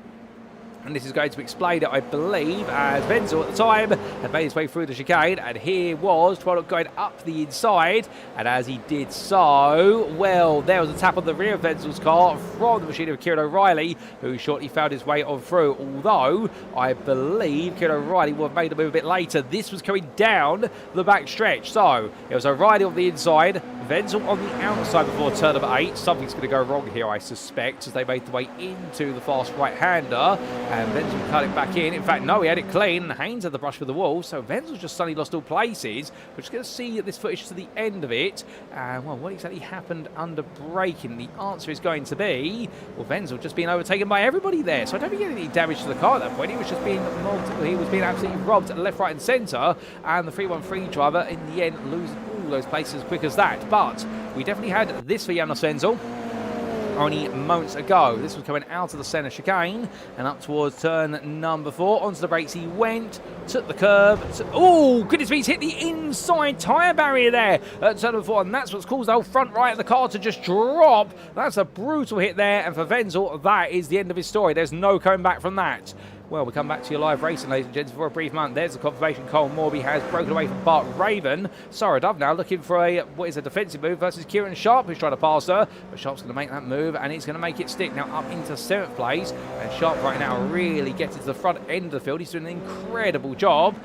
As they do swap places around, we do have another replay, and this was Cole Morby on Raven for the lead. And this was your classic move down in towards the hairpin, but it was Morby getting Raven to outbrake himself. So Morby went for the switch back there, and Raven had gone so deep into the corner, he'd almost end up at Bathurst. As a result, so Cole Morby taking the lead there through some very decisive braking. And Kieran Sharp did similar, passing Sarah Dove. This was in the draft, coming out to turn 8 down towards 9. Looking to the inside here. And Dove opting not to fight this bit, instead to work with Sharp to see if she can go further. Because as we do come back to your live racing, that was the 7th place. Sharp carrying on. He's come all the way from the back of the top 20. We've still got 11 minutes this race to go. We are not done yet. And the great news is on the fact that we could see plenty more battles before this one is said and done. Now, things do go a little bit quiet in regards to the battles, particularly further down the order in the AM class, where it does seem a bit settled. And Thomas Lowe is your leader at the moment after the demise of Finlay Secker with the front bumper of his car having coming loose. And you can see he's got this gap here of 5.5 seconds to Adam Gillenboy, who we will very shortly see coming through turn number 6. There he is. And the privateer making his way onwards. Willem Hamling behind, the man who ended up going up into the stratosphere, coming through turn number 5 earlier on. And then Mark Pears a bit further behind it. He's currently running in 3rd in the class, with Tony Preston chased after him, and Preston is gaining quite quickly. Now we do know Peza has a bit of front end damage on his car. Oh, that's a big knock to the barrier there coming out turn 7. Well, he's now going to have side damage to the car, left side from the driver's perspective, right side from this camera, albeit we're looking at the front of the car right now. And there you can see the bumper hanging loose still on Finlay Secker's car in the rear of the picture. And well, I'm amazed that has not been called in yet to have the front bumper either repaired or removed. One of the two. I suspect it'll be a fast repair to get it put back on correctly. But as their battle grows, and Preston right now trying to chase down that podium in the 333, well, we've got to fight for the podium growing here in the pro and overall category. With 10 minutes left, we are on to lap number 14. And I suspect we will see 29 laps at this rate. And what we can see here is that Craig Twardock right now has Kieran O'Reilly and Tom Davidson closed up. They really does look as though they've got yo-yos between these cars, or elastic bands, and therefore every so often when they do get very stretched, they suddenly start to recoil back in here, and it brings the field back together. But it's not quite so. And indeed right now we do have what is this rubber band effect, which is just the natural cause and effect of such brilliant racing, and all these drivers seem so talented. And of course the slipstream of the cars, we see O'Reilly there flashing his headlights. Now what's that to say to Twardock? What's the Morse code there? Well, I don't have a book of Morse code for racing at the moment available to me, but I suspect it may have been O'Reilly saying to Twardock, I want to work with you. But Twardock is going to go defensive, so therefore they don't want to work together right now, and O'Reilly's going to look around the outside. And I think O'Reilly's got aspirations to chase down the winner of this race.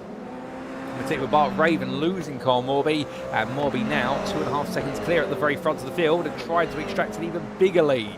But going through that left-hander at turn number 10 in towards 11 and 12. O'Reilly there, Davidson just behind. And these drives still close together, but will there be change? We'll have to find out. Tom Davidson watches on. David Haynes, well, he's a bit further back here, and right now the privateer in the lime green machine, he's definitely keeping his head down and pressing on as much as he possibly can, albeit we can see after Davidson, and then we see Kieran Sharp and Sarah Dove behind. But we could have another battle build up here, and Haynes right now, after all his brilliance earlier on, he has just set a personal best of 30.12, and it's one of the fastest laps out there at this time. He's getting a very distant sniff of the toll for Davidson, but not really enough to pull him forward. Will he be able to get into that fight for 3rd place? James Stone Radford, he's caught back up to Matt Smith here, and well, number 13 driver we ride on board with on the front bumper. He's going to look upside in. He's going to look up the inside into the hairpin, as we say that in proper English. And well, the Dogs driver gets a much better run off the corner, and we almost wipes the camera off the front of the car there. And he now looks in towards turn number 11. But too tight a line there. I think that was just trying to intimidate Smith into giving up the place, but that's not going to work. Matt Smith seen enough of that before, and he's not going to fall for it this time. Well, in towards the hairpin they come. Craig Twardock, meanwhile, well, Kieran O'Reilly looking up his inside now. So O'Reilly tried the outside of the previous lap, and O'Reilly says, right, if you're not going to cooperate with me, we're going to have words. And, well, those words we said on circuit will be an overtaking opportunity, perhaps. Bart Raven, interestingly, his last lap, now I don't mean to be rude about it, but it was absolutely dismal compared to the drivers behind him. Everyone's lapping in the mid-30s. Raven, a 31.3. I wonder whether the cracked racing drivers perhaps just pushed his tyres a bit too hard in the early stages, trying to make sure Morby could not catch up, because his pace right now is falling off a cliff. Morby, a 30.5. Raven, a 31.7. Craig Twardock, a 30.3. Right now, Raven struggling out there, and, well, he's going to fall into the clutches of Twardock by the end of this lap. However, O'Reilly picks up a slowdown for cutting track limits at the centre chicane. He's going to burn it immediately. He lets Davidson go, and David Haynes is now going to be brought back into this. So, Sonny, we're going to have a five-way fight for second place here, or at least the final two stops to the podium. And, well, as we can see, David Haynes getting very close to the back of Kieran O'Reilly. And the fight is back on once again, and, well, the excitement levels are going to go to the absolute limit. And rolling the way through what is turn over right now, we ride aboard here with David Haynes, and he looks to go on the attack.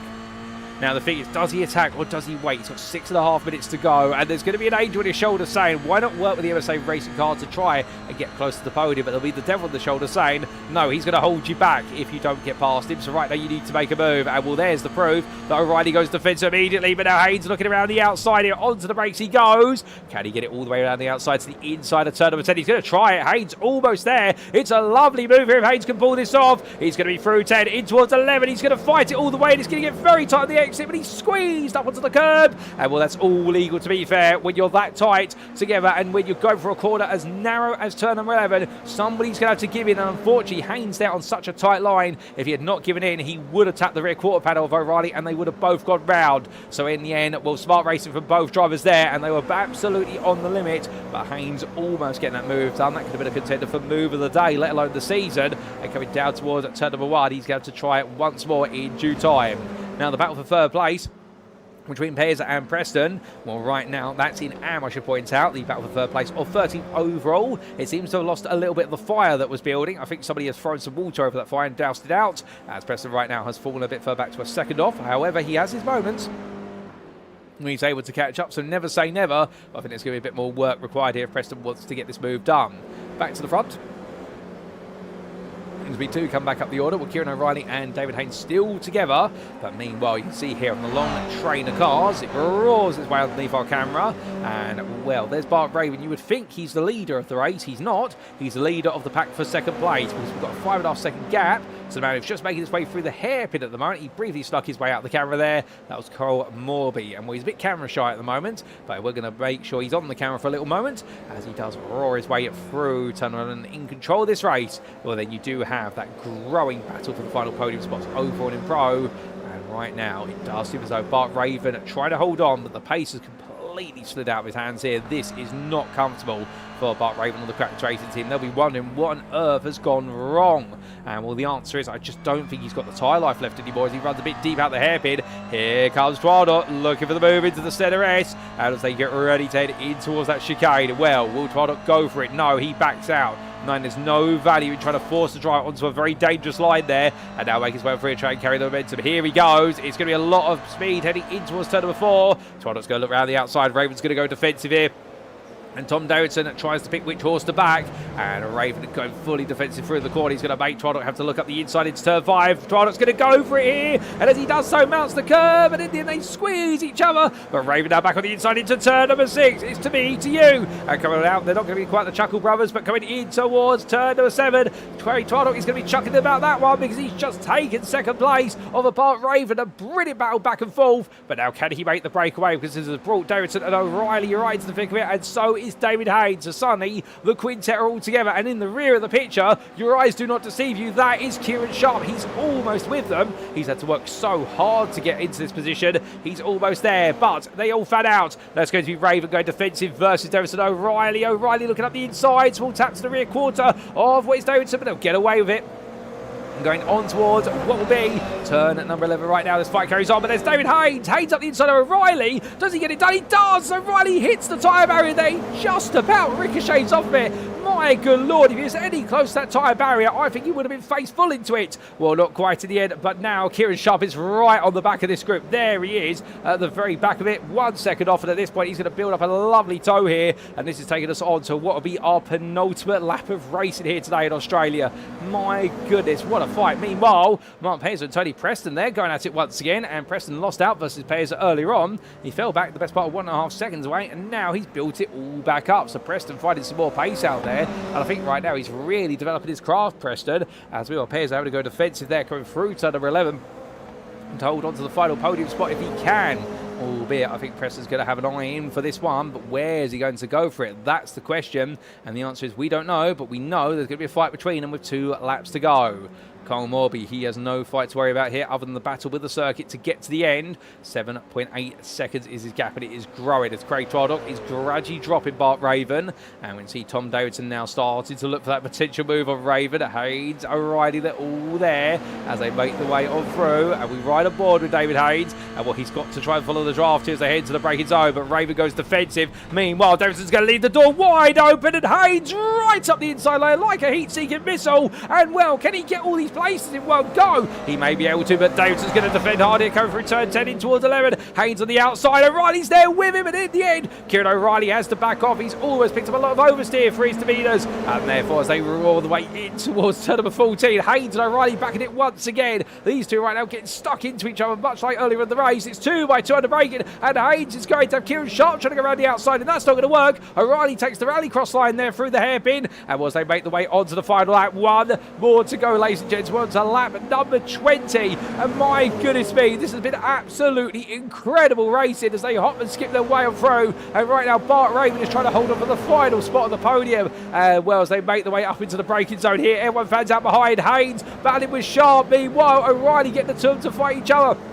And I think Kieran wants to try and let the other Kieran help him out, but Kieran Sharp right now looking up the inside. He's going to take that place of Haynes just like that, and Haynes is going to run out of momentum. They're going in towards turn number 6. He's not going to be able to find a way in. Sarah Dove a bit too far behind to get involved at the moment, because she can see at a distance, and we're hoping that perhaps she might be able to pick up a place towards the end. Should there be an altercation between drivers. Update on the battle for third in AM. It's still Mark Paynes ahead of Tony Preston by 1.4 seconds. That battle seems to have got a little bit cold once again, but right now in the hot seat, Bart Raven a 10th ahead of Tom Davidson. Davidson looking around the outside into turn number 8, swaps it back now as he looks the inside in towards the hairpin, but here they come down to the brakes, and Raven here, 9, he's really got to beat Davidson under braking, but Davidson's going to go all in for the move, and I think Davidson's going to take that place there off him, unless Raven can now fight it all the way in towards turn 10. Yes, he can. Raven takes it back, and he'll defend hard into 11 to cause them all to back off onto each other, but as this field comes on through, meanwhile for this man, for Cole Morby, he's come through the field for a 7th place start, and with a 4th place in the sprint, he's going to back it up with a win here in the feature race. Cole Morby takes the win by over 8 seconds from Craig Twardock, who escaped all the madness, and he is going to finish in 2nd, but who is going to finish 3rd? Is it Raven? Is it O'Reilly? Is it Sharp? It's going to be, I think it's Bart Raven. Raven just about does it ahead of Kieran O'Reilly and Kieran Sharp. Tom Davidson and David Haynes edged out in the end, and then Sarah Dove takes 8th place out of FC Lamb and Gwilym Hamling. Speed of which, Lamb's just crossing the timeline very shortly, and here is Gwilym Hamling heading towards the timeline to take home 10th place, but behind him to take his 1st and win of the season, it's going to be Thomas Lowe in the end, and well done to the privateer. Makes it a double podium today with an AM win. Adam Gillenboy returns to the AM podium. Superb drive from him, the smiling Swede, ahead of Mark Pezza, who in the end is going to come out the final quarter, and well, as he does so here, he is going to just finish ahead of Tony Preston, albeit the gap between the two of them not even a second, but Pezza will take that final spot on the podium for the AMs. Head of Preston, who takes another top 5. He's been absolutely brilliant today as Tony Preston, and then it will be Finlay Secker, who is still headed on out there with the front bumper of the car hanging on.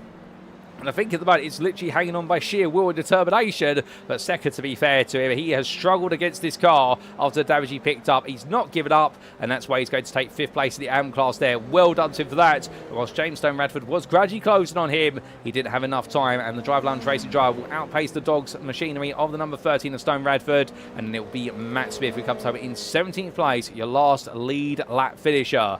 Goodness me, ladies and gentlemen, what a race. And we do need to take a quick look back at how exactly that battle played out right at the end between Sharp, Haynes, Raven, Davidson and company before we do take a look to your race results. So, of course, we will look at this early on. This was the battle going on to the final lap between all these drivers.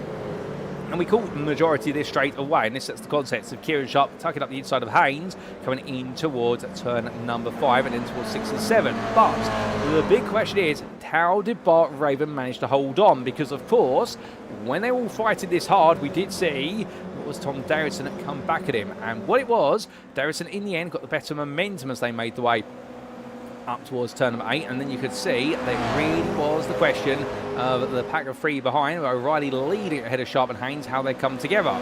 So Raven went defensive through turn number 8. Davidson went for the cut back to the inside, and he got that switch back nicely aligned. So Raven said, right, I'm going to try and hold it all the way around the outside. Not an easy thing to do. We've seen several drivers do it, however, because then you have the inside in turn 10. They touched as well, so Davidson and Raven got their gloves off for a brief moment as they made the way through that left-hander. That's what caused the whole field to bunch back up. And then we left it here, given the fact we had to look to our leader coming to the finish, because Kyle Bobby deserves his moment in the sunshine. Well, Bart Raven went defensive through 13. He forced everybody to have to fight each other. Raven played this perfectly, and then there was contact between O'Reilly and Davidson. That pushed Davidson wide, and O'Reilly took the place for 4th, and in the end it was a sprint to the finish, and Kieran Sharp tried to outrun O'Reilly but then could not quite do it, and that explains why Davidson was propelled downwards. But what a fight it was between all of them, and I think they'll all look back at it afterwards and think how epic it was. But ladies and gentlemen, as we do come back to your live pictures, I do believe, in fact, we're not coming back to your live pictures because the race is complete, and I do apologise for that. We have a slight glitch with our screen. Well, the good news is we can bring you those race results, and here they are, subject to any Stewart's inquiries, and they are thus. Should they appear on screen? In fact, they're refusing to, so therefore we are going to see what we can do here, but we do have a slight glitch, and will give us a brief moment. We might be able to work around it. In fact, just bear with us, ladies and gentlemen, we are just going to have to do a quick refresh of our overlay there, as our overlay has thrown a bit of a sideways glance, and in fact, it's not letting us take a look at the results there. So we're going to be right back. We are going to try and fix that, and we'll bring you those results before we do head on to our post-round interviews for the night.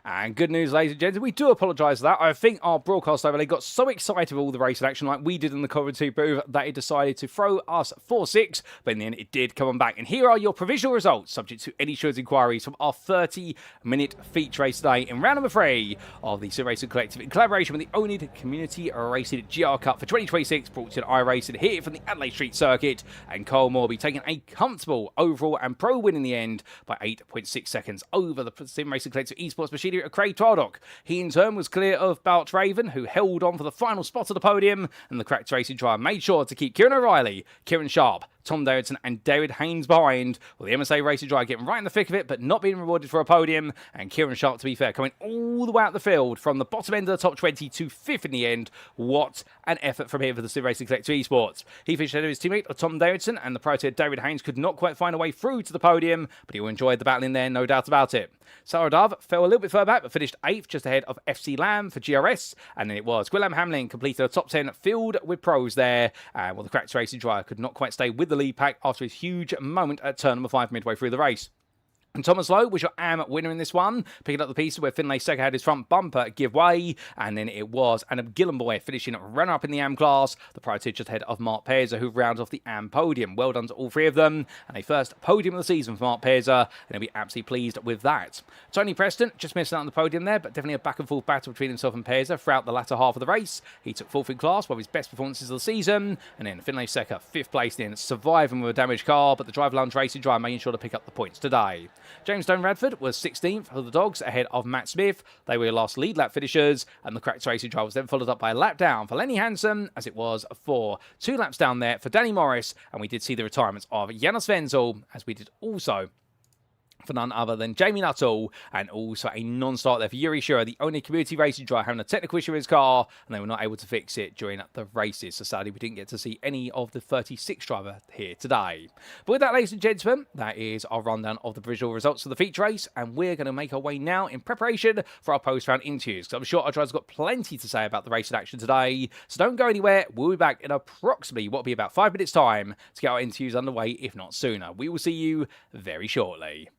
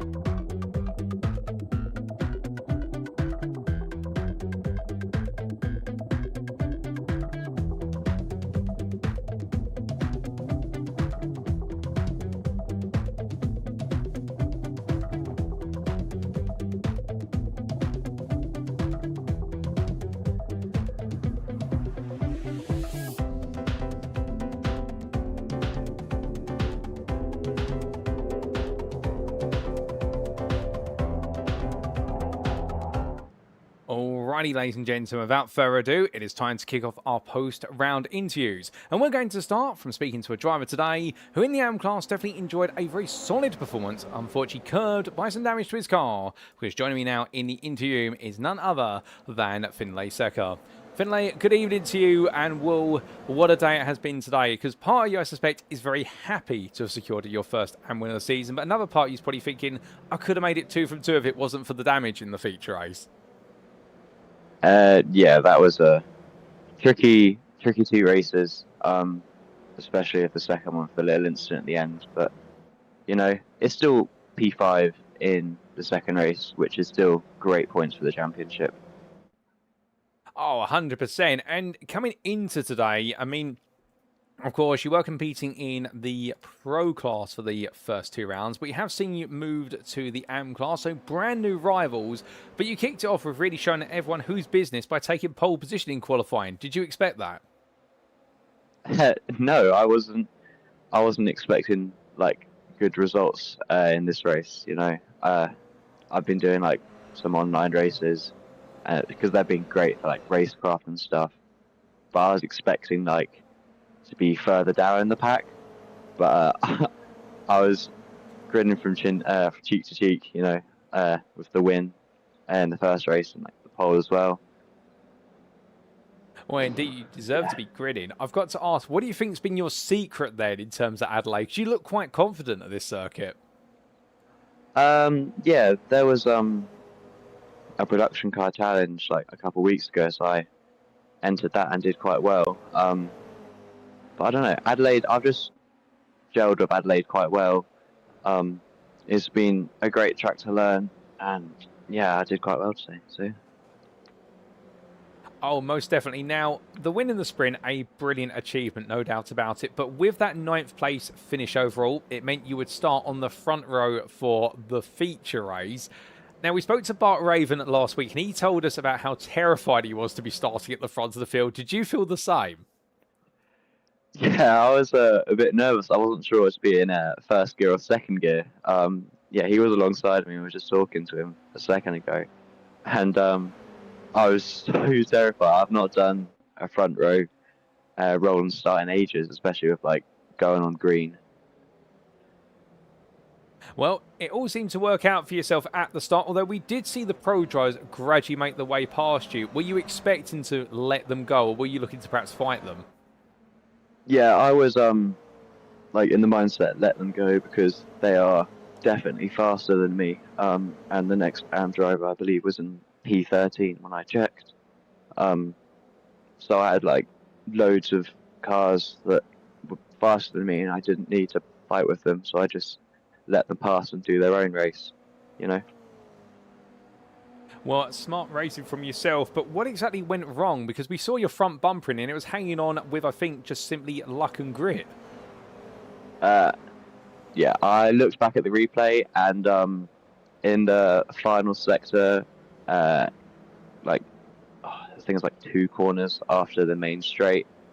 I'm not sure who it was, but he had an incident with the wall. He kicked his tail out, crashed into the wall, and spun out into the circuit. And unfortunately, I didn't have any time to react, and I went straight into him, which caused major, I say major, quite hefty damage to the front. I was losing about 4 seconds a lap due to problems and stuff. Oh, it was unfortunate, that damage. And like you say, when we did see the footage, it looks like you had no space to react whatsoever. So a huge loss there, but you still did well to hold on to finish 5th. I mean, driving that car with that damage, were you not tempted to pit for the fast repair? No. I haven't done any practice going to the pits to start with, so I didn't want to like overcook myself and go and miss the pit lane. But I was more like in the headspace of like track positions, and if I pit, I would lose them. I'd much rather defend them on track and like earn them, if you know what I say. I see what you mean. And well, to be fair, a smart way to approach it, no doubt. And as we did see come to the finish, it was that 5th place in AM, added, of course, to your win in the sprint race. So a lovely haul of points. And I mean, that must make you feel confident going to Watkins Glen. You can do it all over again there. Yeah, hopefully I can get two wins next round. What could have been today. Yeah, I think it's the second win of the season because they recalculated the points after the first 2 rounds because of the driver switching, so I actually won the first race. So yeah, great points today. Yeah, looking forward to the next couple of rounds. Oh, 100%. We look forward to seeing how you get on in the next couple of rounds, starting with Watkins Glen in a week's time. But just before we do let you go, is there anyone you'd like to give a shout out or a thank you to live on the broadcast tonight? Yeah, I'd like to say big thanks to friends and family for supporting me, and Drive Bound Racing for helping me with the track and stuff. It's been a challenging track to start with, and they've been great helping me out and stuff. Also, a great thanks to the sponsors for also the support for Drive Bound Racing and stuff. And yeah. Well, Finlay, a huge thank you to yourself for joining me in the interview room tonight. It's been an absolute blast catching up with you and talking about that second win in your AM campaign. The first we've seen and really been able to talk about on the road, but a huge result. Like you say, what could it have been? But we'll see whether you can make it back-to-back wins at Watkins Glen next round. But until then, well done your performance and have a lovely rest of your evening. Thank you.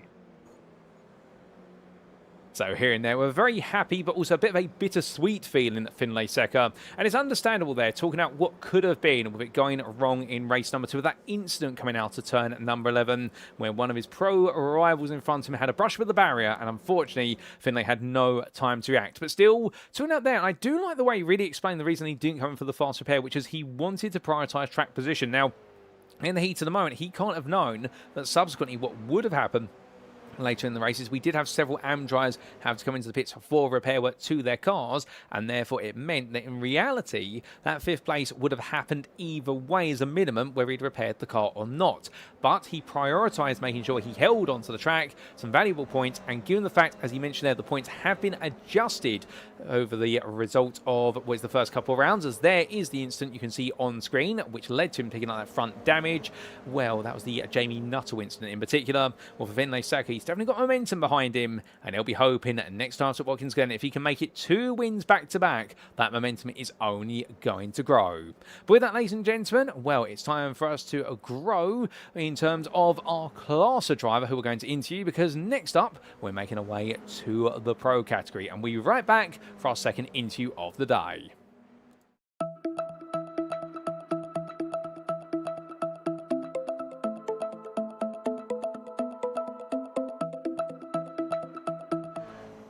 And so, ladies and gentlemen, now joining me in the interview room, albeit in a pro guise today rather than AM guise, it is none other than Bart Raven. Bart, good evening to you, and well, your first outing in the pro class of the GR86s, and to be fair to you, it wasn't a bad outing, was it? No, definitely. Good evening, by the way. It definitely wasn't. It was pretty decent, especially the second race, of course. But... Oh, 100%. Before we get to the second race, though, we do need to talk a little bit about your qualifying and your sprint. 9th place in qualifying, but to be fair, quite a respectable lap. You looked comfortable at Adelaide. Yeah, I was a bit gutted, to be honest, about the qualifying, because in the practice I was faster, considerably faster. So I was a bit gutted that it didn't click in that qualifying session, to be honest. But I was very happy to race here, like I said last week. Well, a bit unfortunate that it didn't quite click in the qualifying session compared to practice, but like you say, everything was looking much better when we did go racing. But in the sprint, it was very much back and forth for yourself. 10th overall in 9th in class. Were you perhaps just missing some pace out there, or just not feeling in the right rhyme and rhythm? No, at the start I lost some positions, so I had to get that back. And then once I was in free air, I had I could choose my own lines and stuff, but I could never catch the guys in front. But then again, I was in 10th place, so I was happy to be there anyway. Oh, very true. And coming on to perhaps the highlight of the day, the feature race for yourself, starting on pole. Now, I do have to ask, I don't want to bring this up, but I have to. Did it feel a bit odd to think, right, I'm starting on pole, and alongside me is the AM pole sitter? Was a little part of you saying, why can't I be an AM? Because this could be absolutely brilliant. Oh, well, absolutely. I mean, like I said last week, I thought Sharpie was gonna put me up to pro, and then I can, well, how do you say this? I may be a bit too fast for M, and maybe a bit too slow to fight with the really fast guys. But today was like different. I saw in the sprint race, I couldn't catch up to Findley, I guess his name is. I couldn't catch up to him, so it was fun seeing him next to me, to be honest, because it could mean it was kind of a cork on the bottle, maybe, but and it was for a little bit. I was very happy to see him next to me, to be honest, because it was really fun seeing another M there, like I was last week there. Oh, well, to be fair, I do love the way your outlook on it. And in terms of the race, we got to see you enjoy some absolutely brilliant batting, and you really dug in. I mean, you were leading the race for the first 13 to 14 minutes, but then we did see Cole Morby catch up, but you didn't let him through without a fight. Yeah, I think there was no. It was stupid to fight with him. He was much faster. I was starting to feel the tires a bit, I think, and I made too many mistakes, to be honest. Well, you may have made some mistakes in the battle for the lead, and Craig Tardock did find his way past you towards the very end, but you held on to third. And just tell us a little bit about that battle, because you had to hold off a whole pack of drivers, Kieran O'Reilly, Kieran Sharp, Tom Davidson and David Haynes, and you got them all to step on each other's toes. Yeah, I mean, mate, you don't know how much I was sweating. Still, I'm sweating so much because I think I was driving in the mirrors a bit too much, and then when they got close, I was side to side with Tom Davidson for a bit. I nudged him on the last lap. I thought I was like a hindrance there, maybe that I made some stupid moves, but it looked okay, I think, in the replay. But it was the hardest thing, I think, in a while, the hardest race in a while, I think. Oh, I'd 100% agree with you on that. That was some absolutely brilliant defensive driving from yourself. I don't think anybody could say that you drove unfairly. You've really dug in for that podium position. And coming out the final corner, I mean, that must have felt quite special in the way to, on your movement to the pro class, to take that third place in the feature race and keeping behind you drivers who have won races this season overall. Exactly. I think this is by far the best result in pro class ever. I think maybe. I'm stoked that I could hang on to third. I was trying my best to do it, but it was hairy. It was. I mean, one little mistake there, and it could have been so much different than this. But I'm really happy. Oh, well, to be fair, you deserve to be happy. A brilliant result to end your time in Adelaide. Next up, Watkins Glen. How are you feeling for the American circuit? Okay, I think it's okay. I'm not quite. I think it's the layout with the chicane and then the smaller layout, maybe. I think. Yep, that's correct. Yeah, that's in my advantage. I think. I don't think I could have be that great on the full layout anyway. So it should be good. I have lots of experience there, so it should be great, I think. Oh, well, we look A bit- forward... Oh, go on, go on. Yeah, sorry, a bit more slipstreamy and stuff there. So it's going to be a whole different race, but it could be really fun going side by side through some corners there. Well, we look forward to see you go side by side with many a driver at Watkins Glen in a week's time. But just before I do let you go, Bart, is there anyone you'd like to give a shout out or a thank you to live on the broadcast?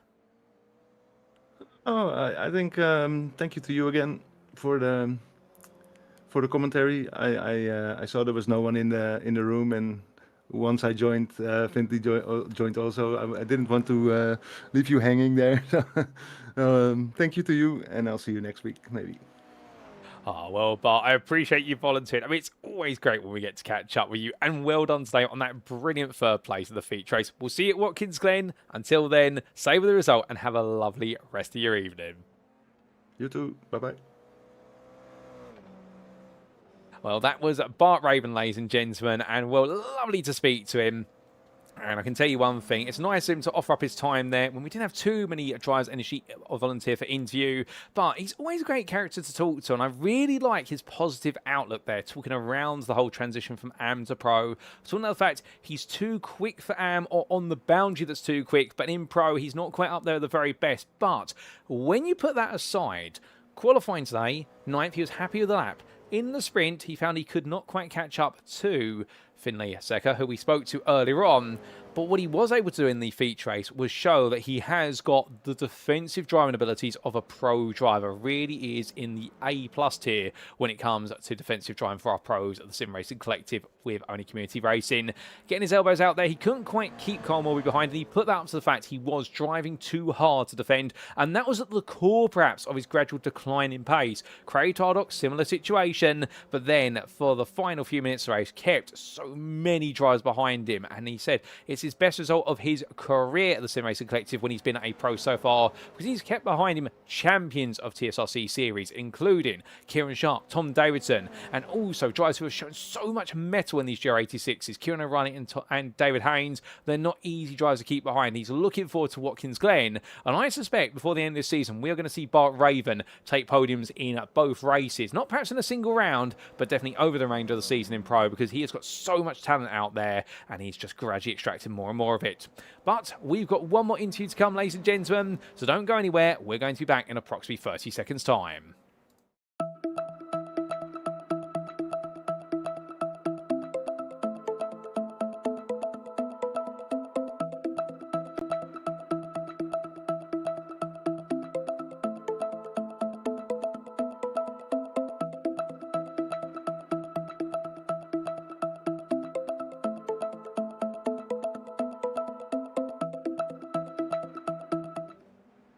And so, ladies and gentlemen, for our final interview of the evening, joining me now is none other than our pro driver of Craig Tardock.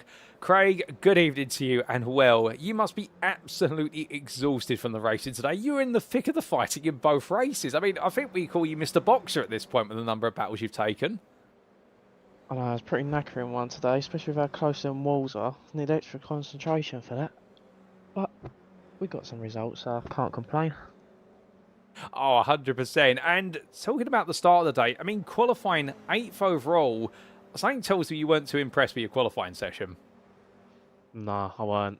That weren't my greatest quali, because yeah, it annoyed me a bit where I set a faster time in practice. I think it was like 2 attempts off. So I was on the back foot already. Then we had the shenanigans with Sharpie going in the wall in front of me, which slowed us down a bit on the first lap. But we managed to get through the race, and then, yeah, on to the second one, which went a bit better. Now, with regards to those shenanigans, as you say, in the sprint race there, from your perspective, what exactly happened? Because at one moment we saw Sharpie clip the wall on the outside, and suddenly the car went around on the rear, and I don't think you had any time really to react. Nah, I couldn't really do anything there. So I was coming towards the corner, and I weren't sure. I think it was Wenzel on the inside of him, but I weren't sure if they were both still there. So I backed out slightly, and Sharpie's gone full pelt by the looks of it, and he's gone straight into the wall in front of me. And yeah, you just see it turn round, and I did try braking, but didn't really do much, to be honest. Just went straight into him, which turned him around a bit more. But yeah, there's nowhere I could go there, really. Well, a bit of an unfortunate moment, but we still got to see you fight for 6th in that race and pick up some valuable points. But perhaps the real highlight, the feature race, starting much further down the order, given the reverse grid, but in the end taking 2nd place. I mean, you had plenty of battles. Kieran O'Reilly really came alive fighting the two of you. In fact, the two of you were so much at each other's throats. I thought in the end we were seeing an all-out war between the two of you. Yeah, it was quite a good battle with him, to be fair. It's nice to actually race him. Like, I've raced him before on Xbox, and it's nice to see him near the front on PC now in iRacing.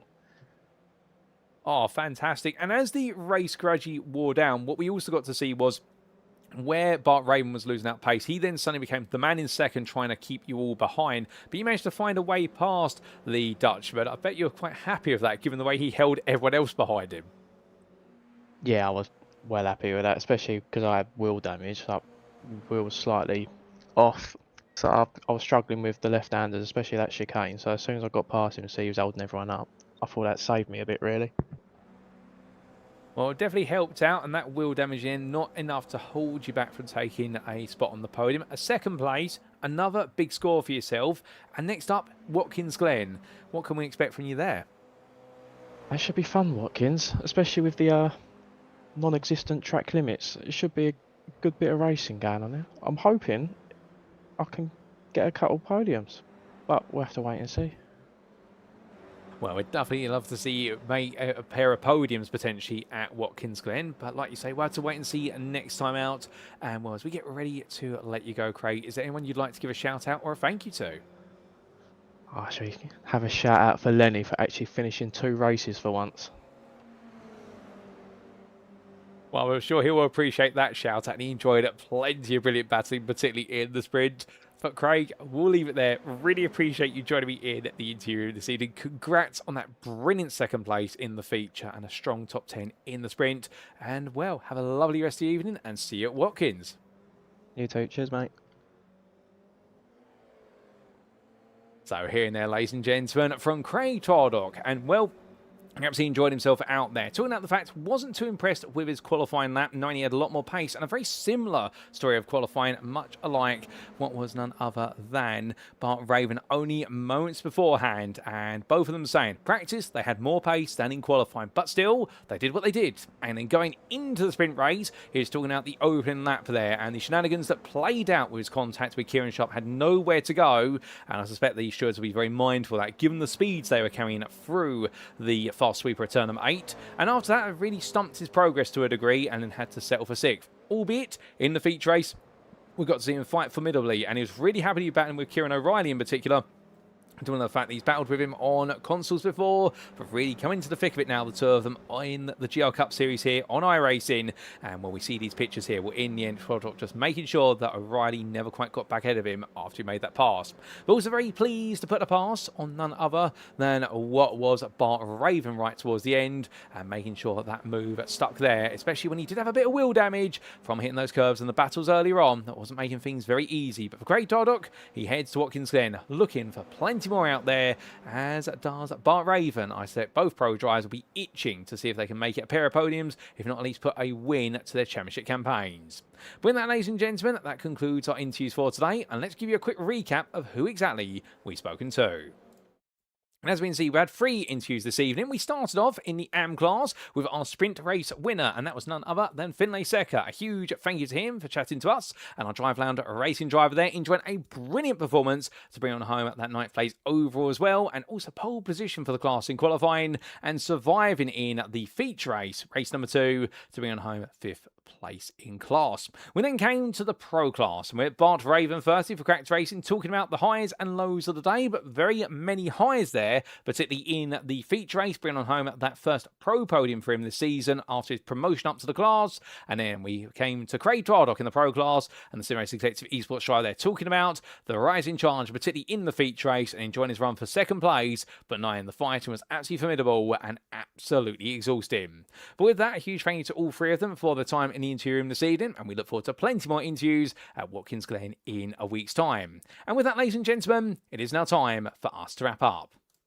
Thank you very much for watching, and if you've sat there right now and you're probably thinking to yourself, well, I'd absolutely love to be on the grid as part of this series. Indeed, we would love to see many of you joining the grid in the Sim Racing Collective in collaboration with oNiD Community Racing at GR Cup, or if you just want to know more about our respective communities and how you can get on the grid at each of them, well, for all that and more, we definitely recommend, firstly, if you want to know more about the Sim Racing Collective, do head to our official website, and that website being at www.tsrc.club, as seen on screen now. This is our website and the #1 place to go to for all information the Sim Racing Collective, and right in the dead centre of our homepage is the button to join our official Discord. It's the beating heart of the community, and we definitely recommend if you're looking to get on the grid, make sure you click on that, because then that way you'll be able to get right in and speak to the staff, the admin members, and also the other drivers, and get yourself racing rather rapidly. You do have all our socials on the left-hand side. At the very bottom, our partners and affiliates, and in the top right there, if you do want to know any news or rules and regulations about the Sim Racing Collective, it's all there in a single place.